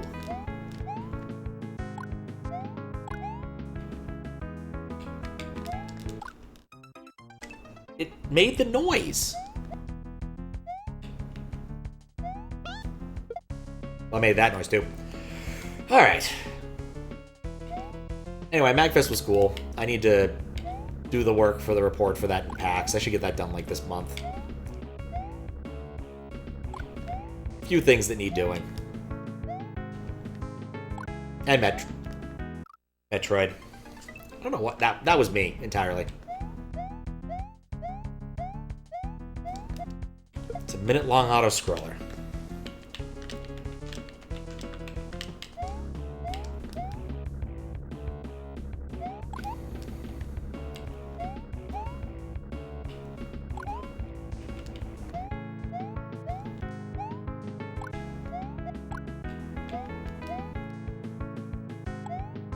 When's the next keep year? I mean, next leap year would be 2028. Not sure about keep year. I think next con I'm going to is Seattle Comic-Con, Emerald City Comic-Con as they call it. And I got my badge in the mail the other day. They always ship it via FedEx. It's so expensive. I don't know why.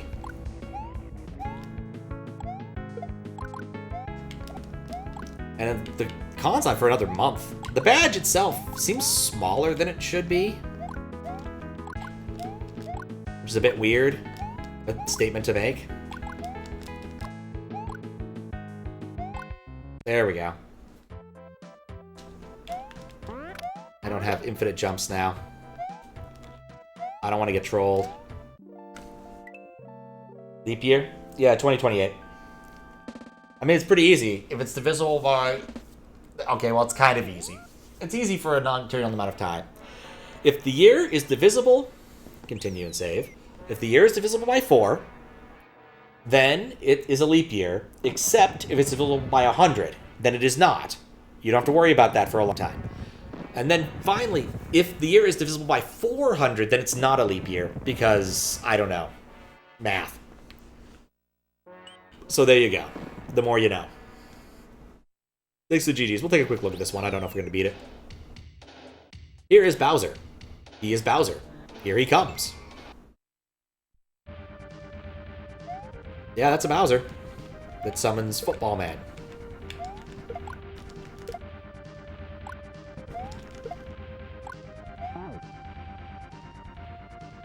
You don't know math? Yeah, fair enough.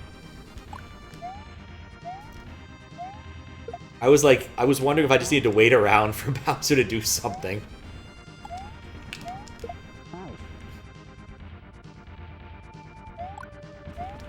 Hate math in those instances. I mean, it's pretty easy math to do. That purple bar is hard to see, by the way.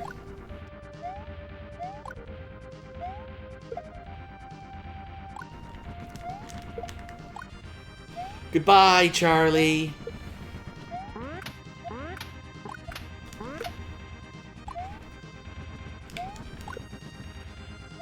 Hello, Charlie. Ow. Bowser has some strangeness when he summons Chucks. Can't quite explain it. I mean, it's quite a strange thing to do, just summon a bunch of Chucks. So far I'm digging this level, mostly because I feel, again, I have latitude in my destiny that I wasn't having quite as much of in the last 2 levels. Yeah, that was weird. He summoned some red Chucks instead of blue Chucks. Then he summoned some Chuck Taylors.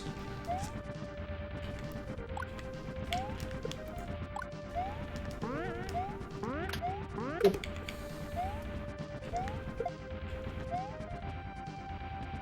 I'm gonna just wait. I'm not stupid enough to fall for that. That was it. Oh, I got lucky. I like his background. Wonder what it's from. That was easy. That was way easy. Stress golf can make you love any hack anytime, it's true. You gonna watch the Super Bowl? Maybe. It's Sunday for me, of course. Super Bowl Sunday. We will see. I need to leave a few other easier ones, because what we need to do is go back when we're done. Wait, actually, can we go down? Is there a path there? No, there isn't. Moon was sitting on solid lava? Ah, okay. I don't think it looked like Perfect Wings. Perfect Wings is tough. Wait, what? Oh god, is it the same? Oh, it's these. The fishing. Oh god, what? I'm gonna just fly up here. Oh, got the vapor wave. I died. I have no idea how to do this, because those are tracers, aren't they? This is a weird, bouncy wing mechanic. Oh god, this is awful.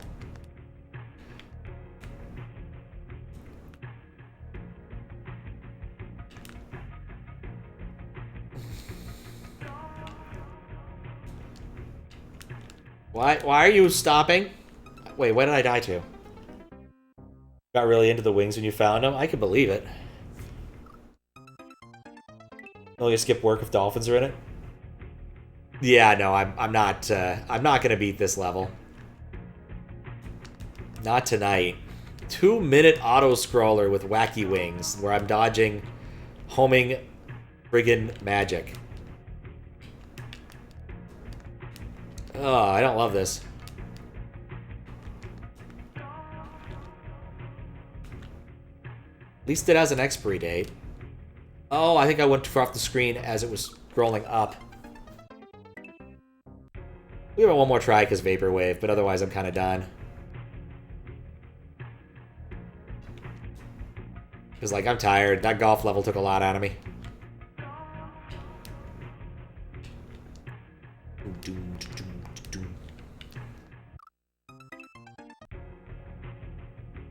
This is the only optional level? Oh, wow. I mean, it just depends.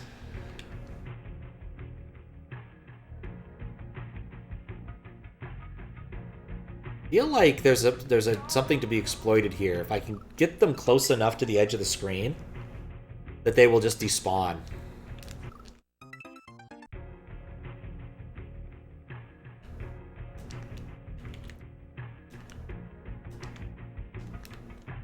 Okay, that didn't work. Looks fun. That's never a good sign from you, Howaloot. Alright, one other question. Can we bonk the Chuck? No, I don't think we can.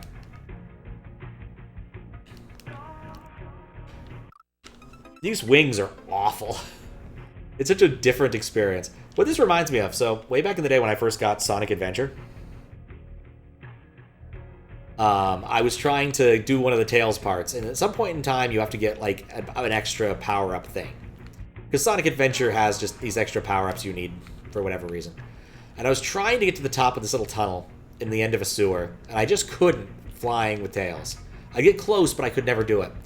What I didn't realize was you have to hold down the B button to fly in Sonic Adventure. Not rapidly mash it a la Sonic 1, a la Sonic 2 and 3.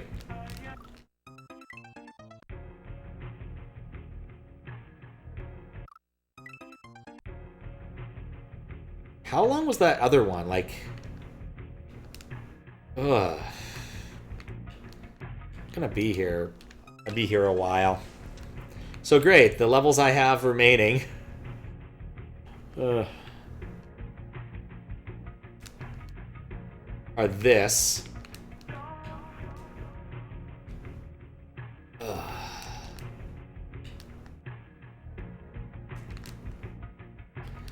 Are this. The weird rotational one.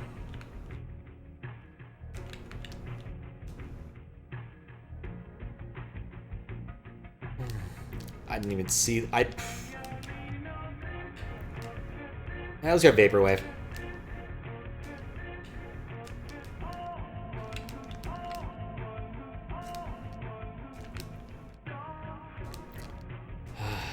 The fact that he's still able to produce additional magic despite being off the left side of the screen is disconcerting.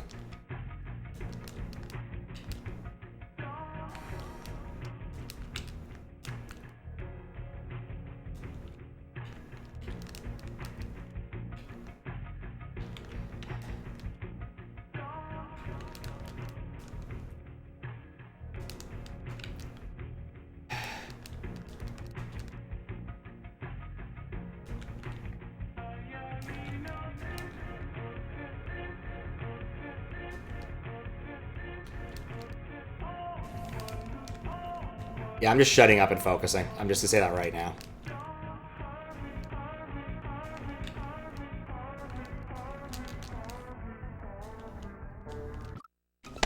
Dang it!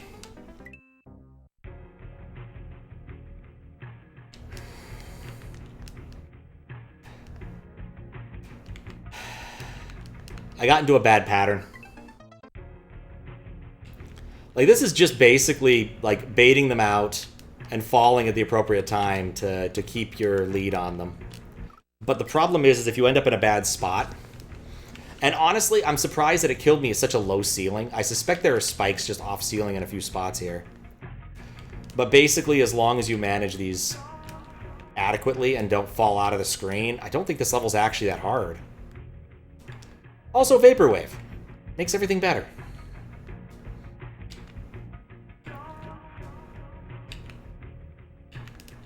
Like, preventing these things from having, like, high amounts of velocity by kind of whipping them around, a la, like, shells.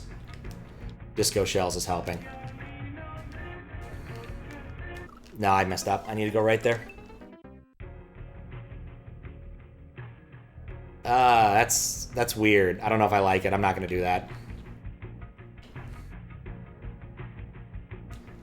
You know what I like about this level? I don't feel like I'm actually fighting the game. I feel like I'm playing the game. I don't love the wing mechanic, but I get what I'm doing, and anytime I'm dying, it's completely my own fault. It's all in my hand. It's all in my hands. It's all in my hands of fate. Weird but useful. I could see it. It just doesn't feel like something I need to be thinking about, considering all it does is let me descend a little bit slower. And I don't love it. Oh, I understand. Well, maybe I don't. No, no. I think I understand why the magic was disappearing off the screen. There's death blocks. Those are blocks. All right, give my hand a short fling there.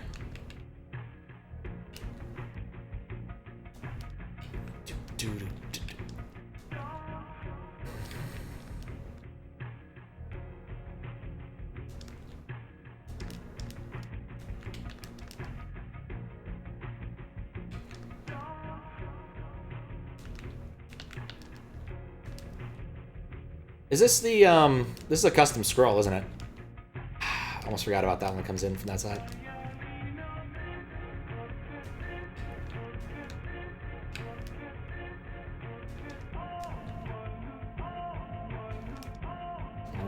Boom story.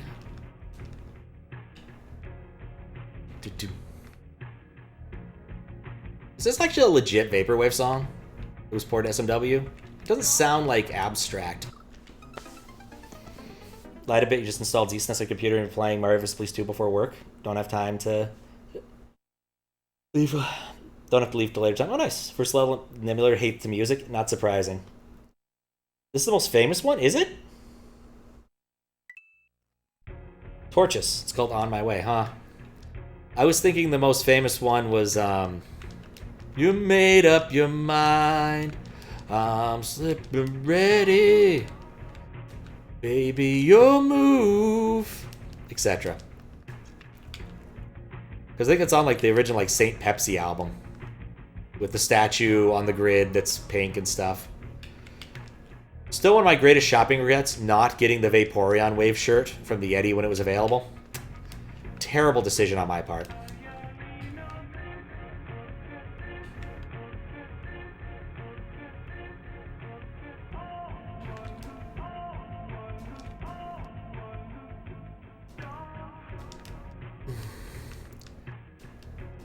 Okay, and over here.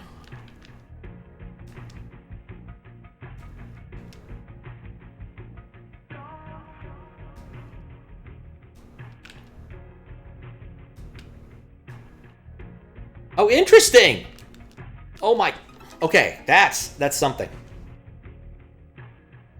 Yet it makes you sad because there's always so many good ones. It's true. I learned something really important here that I think you may not have intended, but you're probably going to leave in anyway.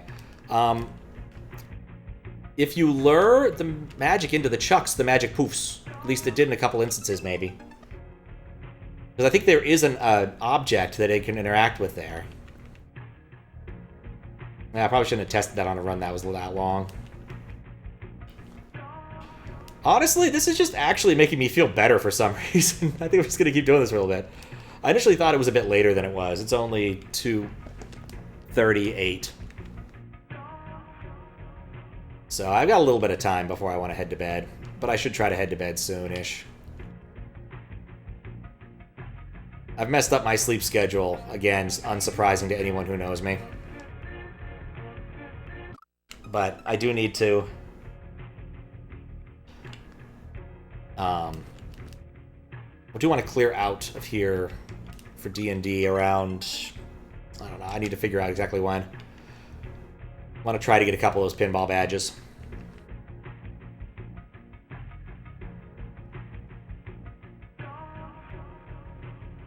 I like Stranger Things well enough, so... And mostly just need to play the other one.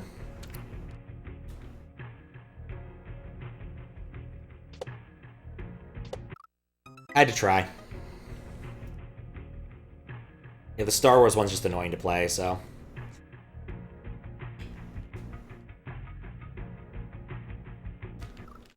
It's one of those, like, why did they bother doing another Star Wars one? They did a Star Wars one just not that long ago. They got The Mandalorian.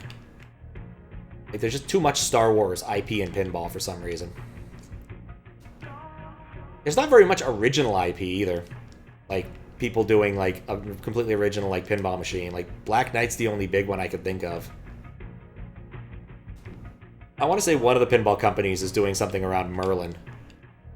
Which, you know, very much public domain. Part of the Arthurian legend cycle. But, like, that's it. The weirdest one I've seen, I haven't seen in person, but, like, I'm aware of, is Winchester Mystery House. I still cannot believe they're like, we need to make a pinball machine after a allegedly haunted house in California.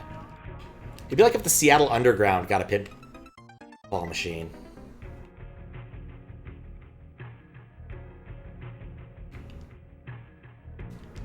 Been to the Winchester Mystery House. It's a weird little place.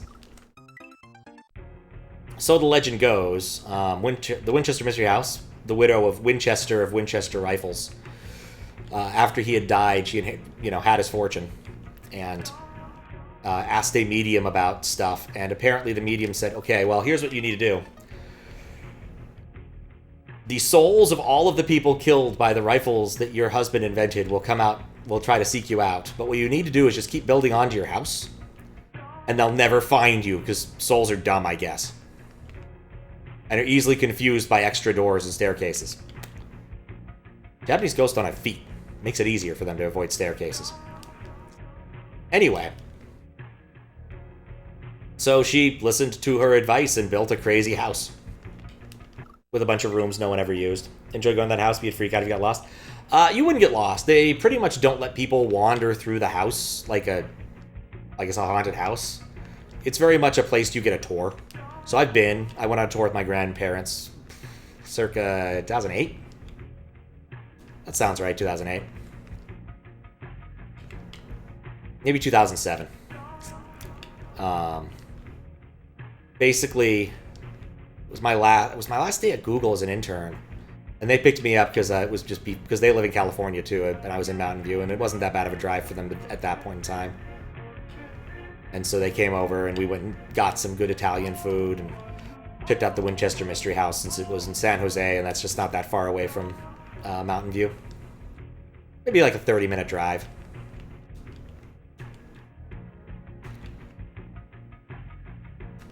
But yeah, it's a guided tour. They explain everything. No one gets lost. I think they have, like, Halloween or Secret Midnight ones, but, like, the normal tours are your basic, like, tour group for a thing. It's nothing scary. Ugh, I misread that.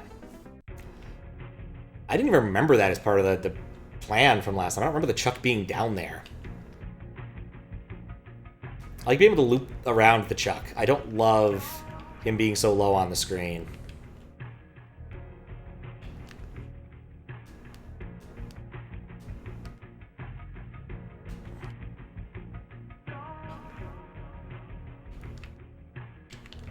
It does help this is an auto-scroller, so it's going to play out the same way every time, plus or minus how the magic moves.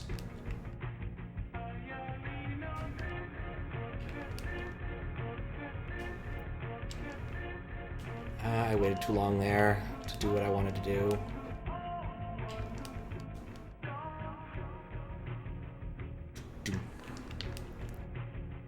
Yeah, I don't want to get caught too high up here, because it's going to scroll down on me. Oh, wait, no, it doesn't do that yet. Ah, crap. If you're skilled enough, you can stun the Chucks. I kept considering that. Like, all right. You know what? For the first Chuck, it might just be worth it. Where'd I go? Where am I? Oh, I'm just happily spinning away. Yeah, I guess I could see the utility of that. Yeah, I did see the drill move. But, like, it also sends you sky high when you collide with something. Yeah, it doesn't give a lot of control, but I, like... Okay, what I need to do is start in the other mode.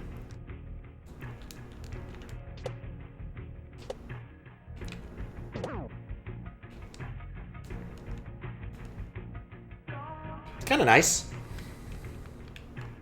This might be worth it, in all honesty. Might be.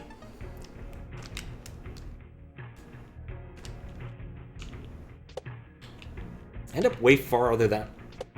Nope. Anyway, I shouldn't mess with a good thing. I almost have it working with this. Changing my strat now is probably a bad idea.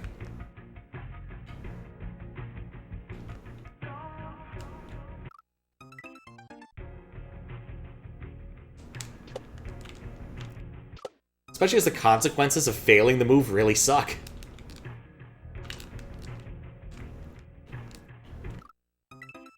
But it is a nice option, like, if I'm on top of one and I think I'm about to die, that might be worthwhile.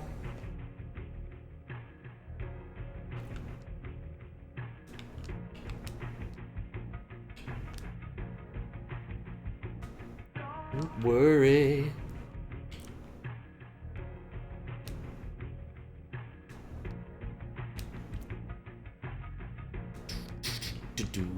I like the timer. I think that's a nice feature. Not knowing how far I have to auto-scroll would suck.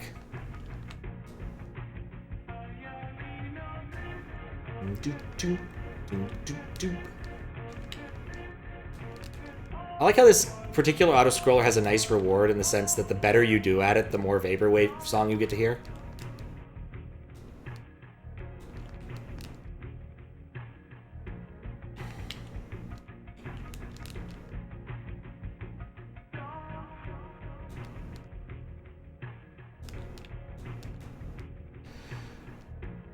Oh, hello. Guess those got summoned around the same time. Yep, this is the one I don't like.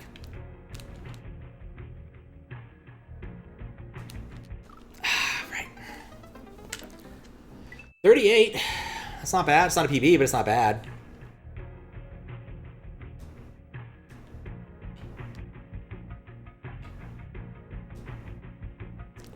Don't worry, don't.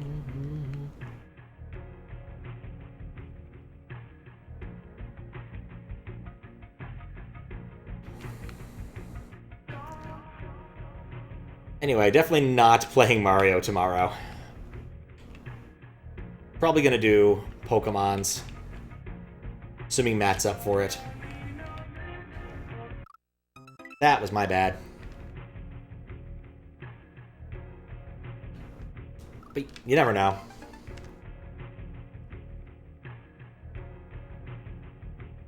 It's the plan, at least.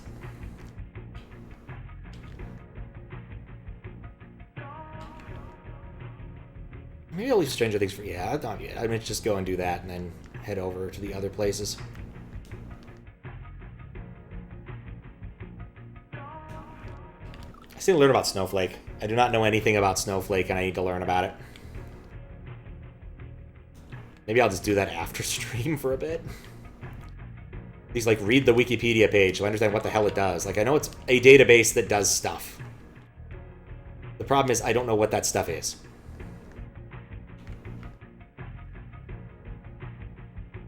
It does corporate stuff. People like corporate, who like corporate things seem to like it. I don't know if it's like Oracle, where like corporate people just love Oracle because it's Oracle. And, you know, it's Oracle. No one ever got fired for buying Oracle, they said.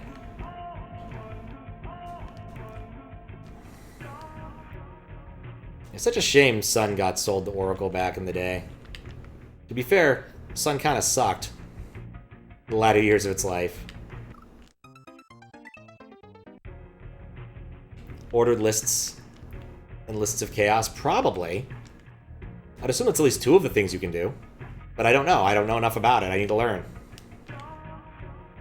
I need to learn what it does.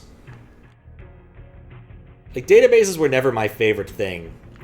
For a long time, it took me a long time to accept SQL into my heart.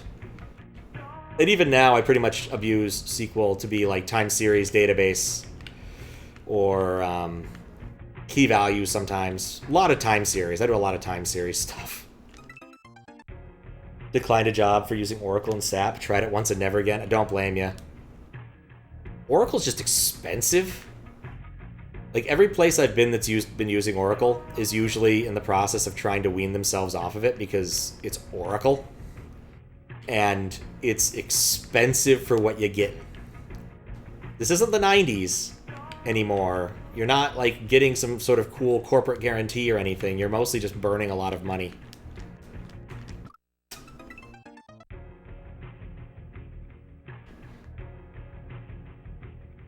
Now, in terms of companies that used to sell Unixy things, SGI remains the coolest.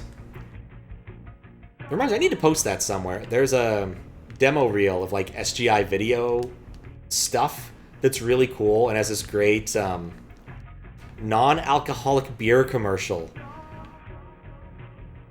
about walking in a straight line and a lot of anthropomorphic letters.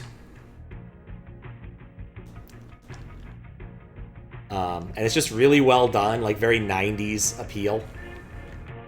Which, you know, shocker was made in the 90s. But basically them showing off their cool, like, 3D CG technology for the time. There's also... Dang it, that came in from the left. There wasn't anything I do about it. Oracle's great, but the tools are crap. Working in an Oracle database, like trying to hammer a nail using a fly swatter. I believe that.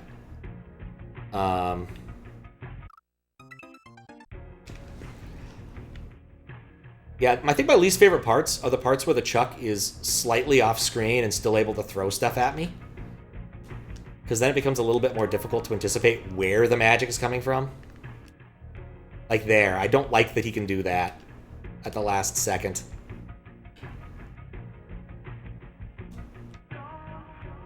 I should have died. I was way late on that.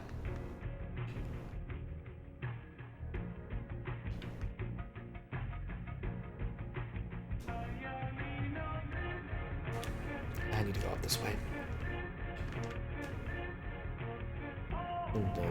Oh.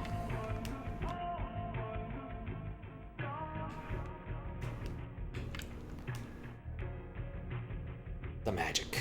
It calls to me. It says, eat at Joe's. Ah. But yeah, there's also a bit in there where, like, they're showing off their texture mapping by, like, putting, like, leopard spots on a human body, and it is not good, that part. The other stuff's cool, though. Of course, fact of the matter is, there's nothing in there that can't be done using, like, Blender. And easier done using Blender.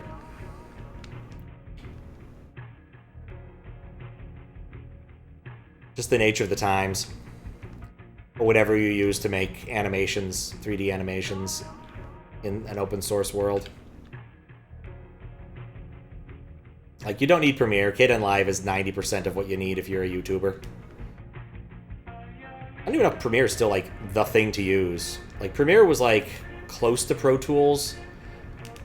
But Hollywood, I think, used Final Cut Pro still. At least circa 2008.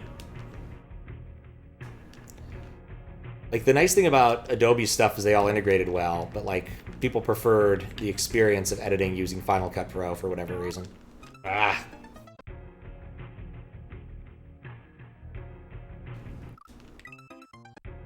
It's 2 minutes. Is the reason it's almost 2 minutes because that's how long the song is? I'm kind of suspecting it is.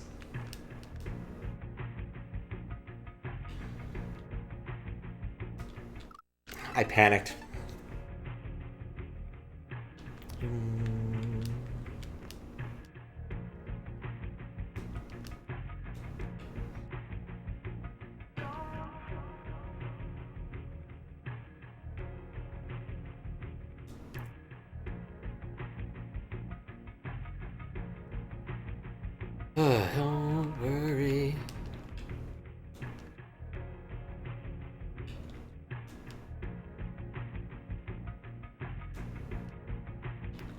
Don't love it, don't love it, don't love it. Okay.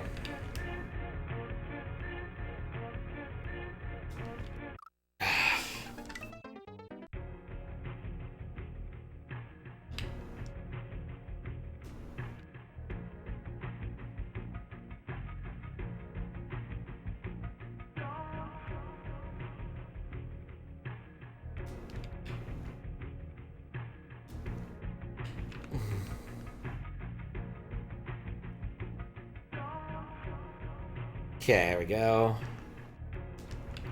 Somewhat under control.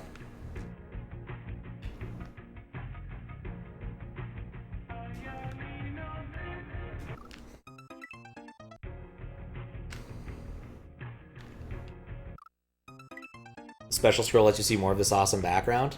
It's true, it is a pretty awesome background. Oh, the velocities.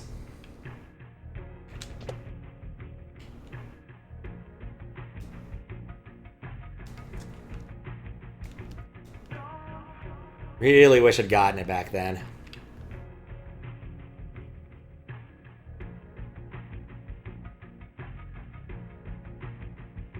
Oh man, I didn't get the hash browns, so I can have hash browns tomorrow. I'm looking forward to those eggs and hash browns. Been too long since I've had a hash brown. I think it was last year I had hash browns. Like, it's been a long-ass time. Oh my god. Ugh. Okay. This is a level where taking a pause like that really hurts. Shouldn't have said anything.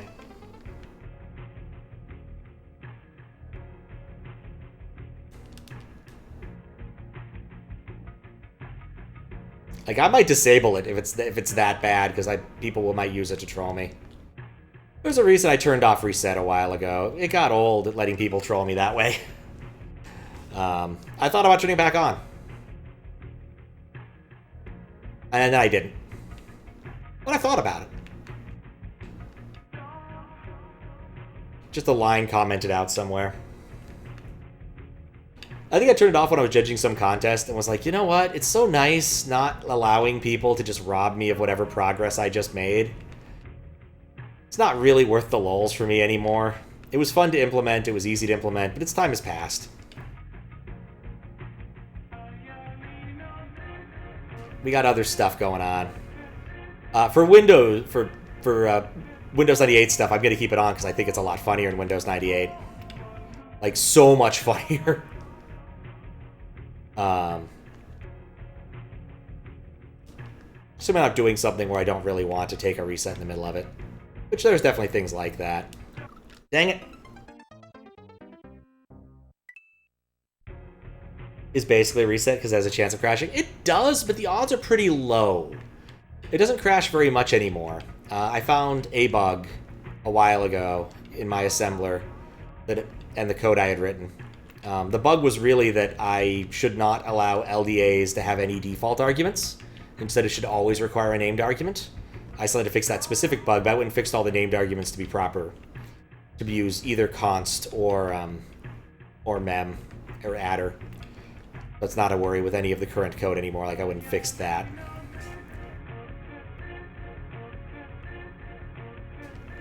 Because really, the fact that I was loading something from mem and it worked for such a long time was just nothing short of a small miracle. Especially when that value was actually rather important.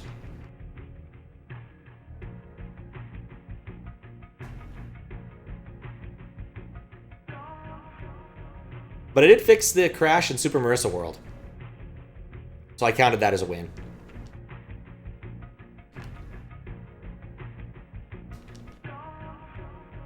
Alright, back here.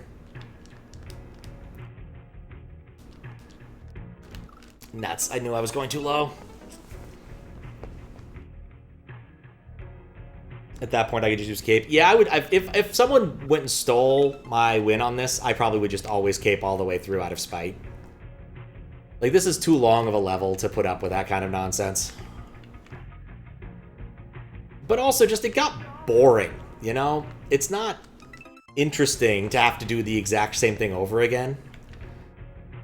In a lot of ways. Like, think about, like, Final Fantasy V. It's like, okay, well, I fought X-Death. Lol. No, you didn't. Okay, fine, we'll fight him again. That's another 15 minutes of time. It's just a lot of time for a relatively small expenditure of points. Like, I could see, like, making it way more expensive, in which case it wouldn't be quite as bad for me, I guess. So maybe I'll do that. Just make it, like, incredibly expensive channel points-wise to get more points out of the system. Like 100,000 or something. Make it adjustable depending upon what's doing the resetting. I have some code for that now. Mostly because I was getting frustrated with how many channel... Oh, I didn't mean to do that. Cool. This part's going to be easy. Unfortunately, the part I need to be easy. Oh, never mind. It's going to be harder now.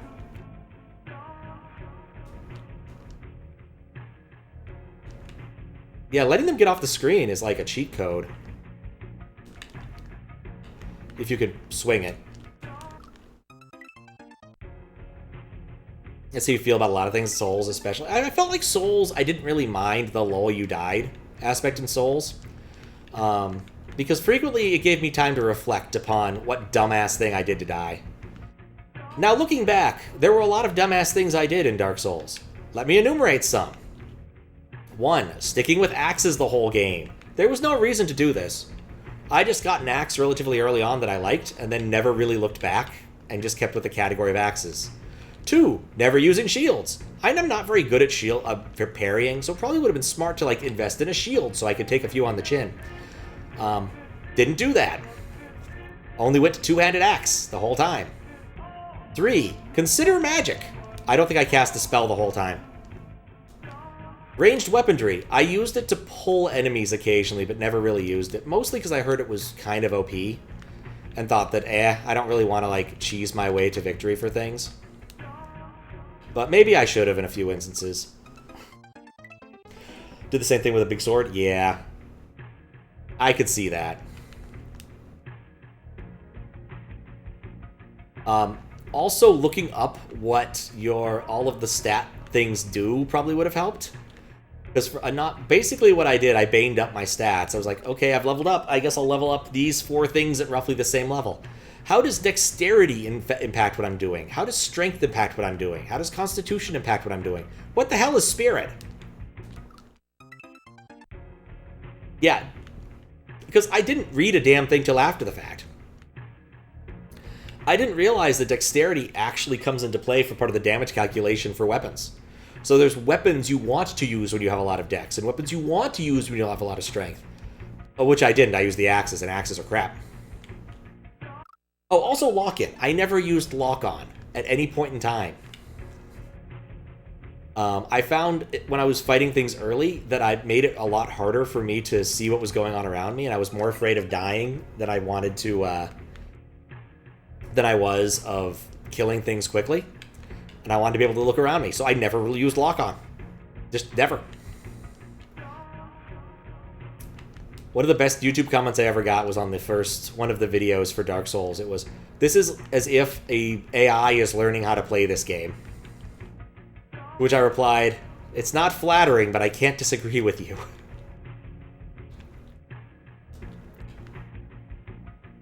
Because it's true. Like, I started with 0 assumptions and just kind of went from there. Like, no experience, no knowledge, and stuck with no knowledge.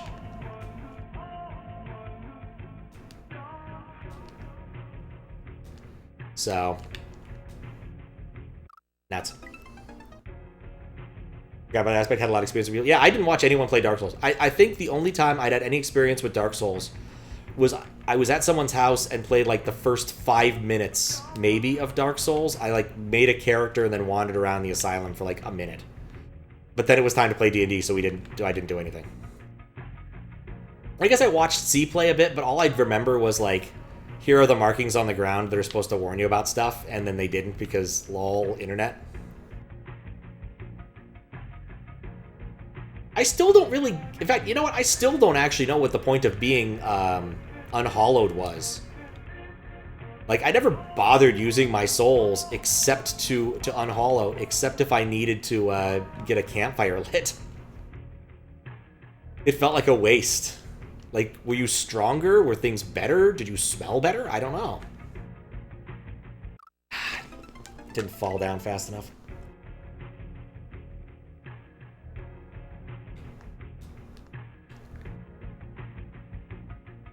St. Patrick's Day. Now, that's a day. My namesake, Saint.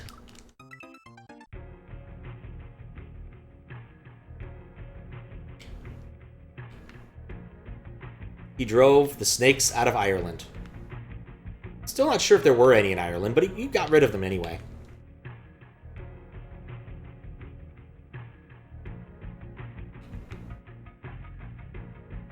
Yeah, I would actually legitimately like to know, was there a good reason to go on Hollow?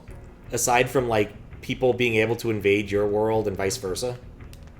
Because, like, the only time I had, like, 2 or 3 invasions the whole time I played, and one dude just kept punching me in the butt so that I would collapse on the floor but wouldn't die. And I eventually just ran off a cliff to get rid of him. And there was another where, like, he spawned in, but I was in the big underground area that sucked. Oh, crap. And literally, like, a minute afterwards, because I'm like, he's going to find me, he's going to butt punch me, I just know it. And then a minute after, when trying to platform my way out of Blighttown, I fell off a cliff and died. Which solved the problem handily. I think I went on Hollow to try to use Sif for the boss fight in the big pit in the DLC pit. But that was about it. Like, I never bothered otherwise. It didn't feel useful. It's like, if there was a mechanical reason to do it, I could see it, but it never felt like there was an obvious mechanical reason. To be fair, obvious and mechanical for Dark Souls don't go together very well.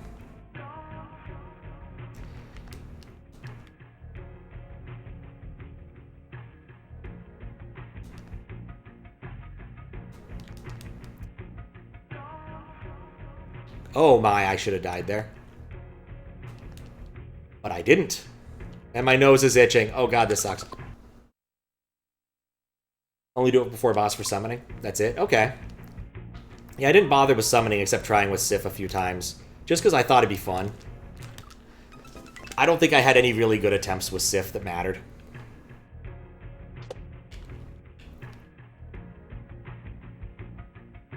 Fries is still salty, probably, about how quickly I killed the DLC dragon. Watching that fight back, which I have a few times, he has every right to be salty, because I had like a focus sash or something. He'd keep knocking me down to like 1 HP, and then Estus Flax back up, and then get knocked down again, and eventually I would get to where I needed to be, but damn, did it take a while.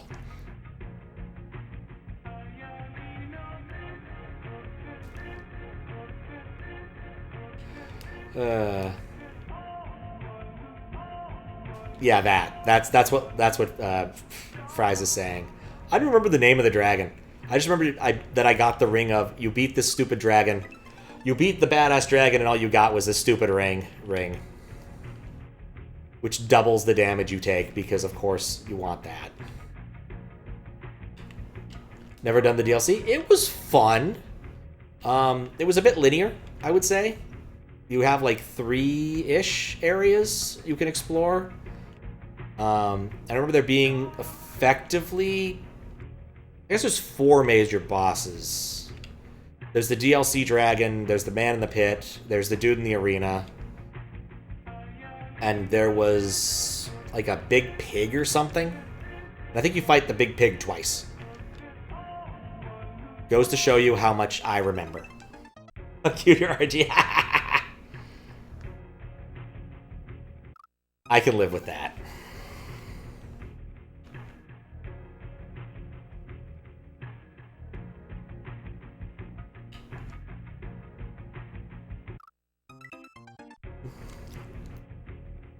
You mean by RNG? Skill. Pure skill.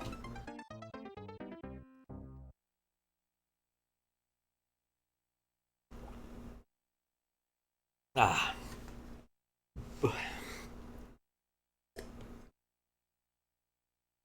Then yes, it was RNG. Yep, pure skill. Look, I had trained really hard. I fought the man in the pit a lot. That training paid off. In terms of panicking and using Estus Flasks.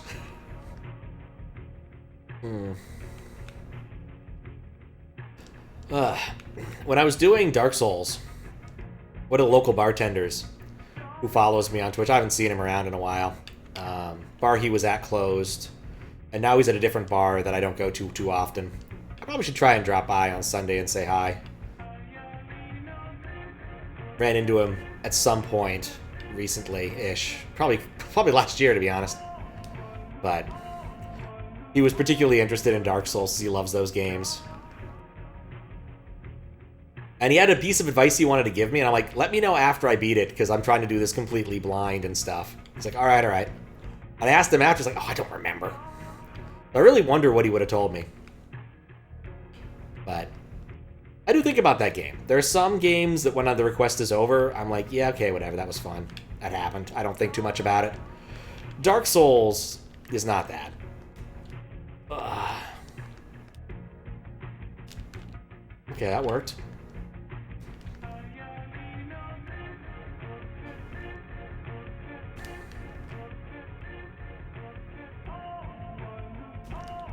This is close to where I died that last time. No hurrying. No rushing.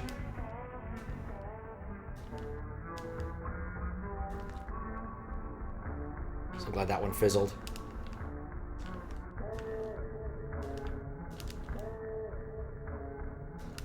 Yeah, it was. And I mooned it! And I got it! Whoo! Speak to me, kitty. We're nearly there, Mario. The scent of evil is getting closer and closer. I'm just gonna take a moment and celebrate.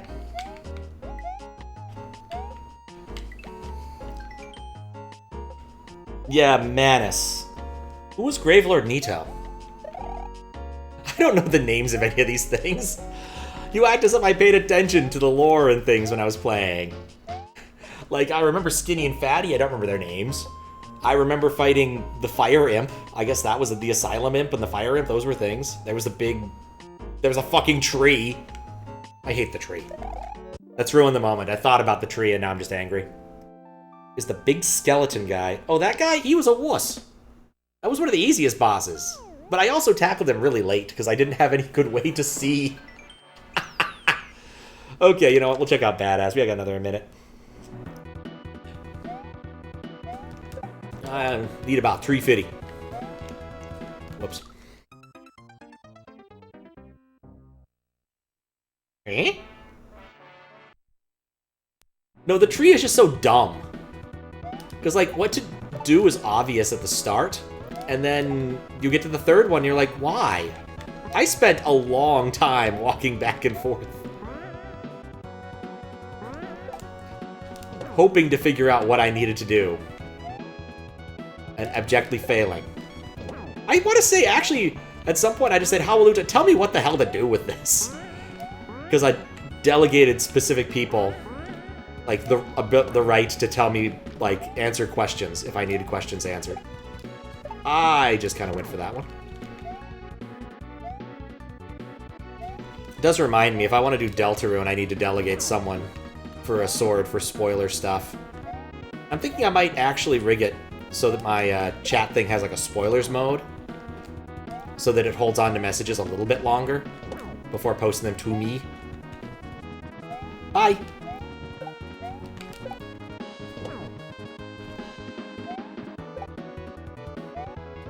Also, the title of this reminds me of the Badass games. What was over there, I wonder? Fun fact, very quick retry where Cash is level. Huh! How odd. It's not a boss fight, it's a platformer. Pretty much. I want to see what was the end of that level. We're just gonna cheat our way past everything, because I'm lazy. But I saw there was something there, and I'm curious.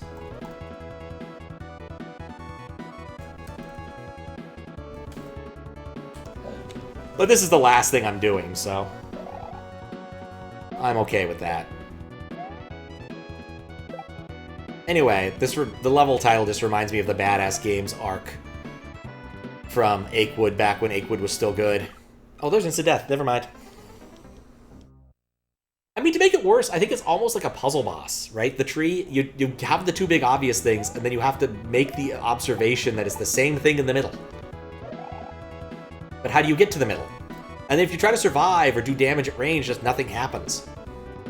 Now, to be fair, you could basically say, hey, Pat, don't you need some yellow paint for that? And you'd be right, I was dumb and needed yellow paint. But still,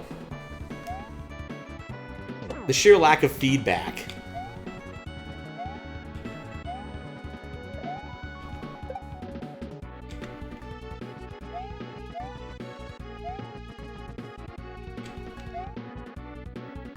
There we go.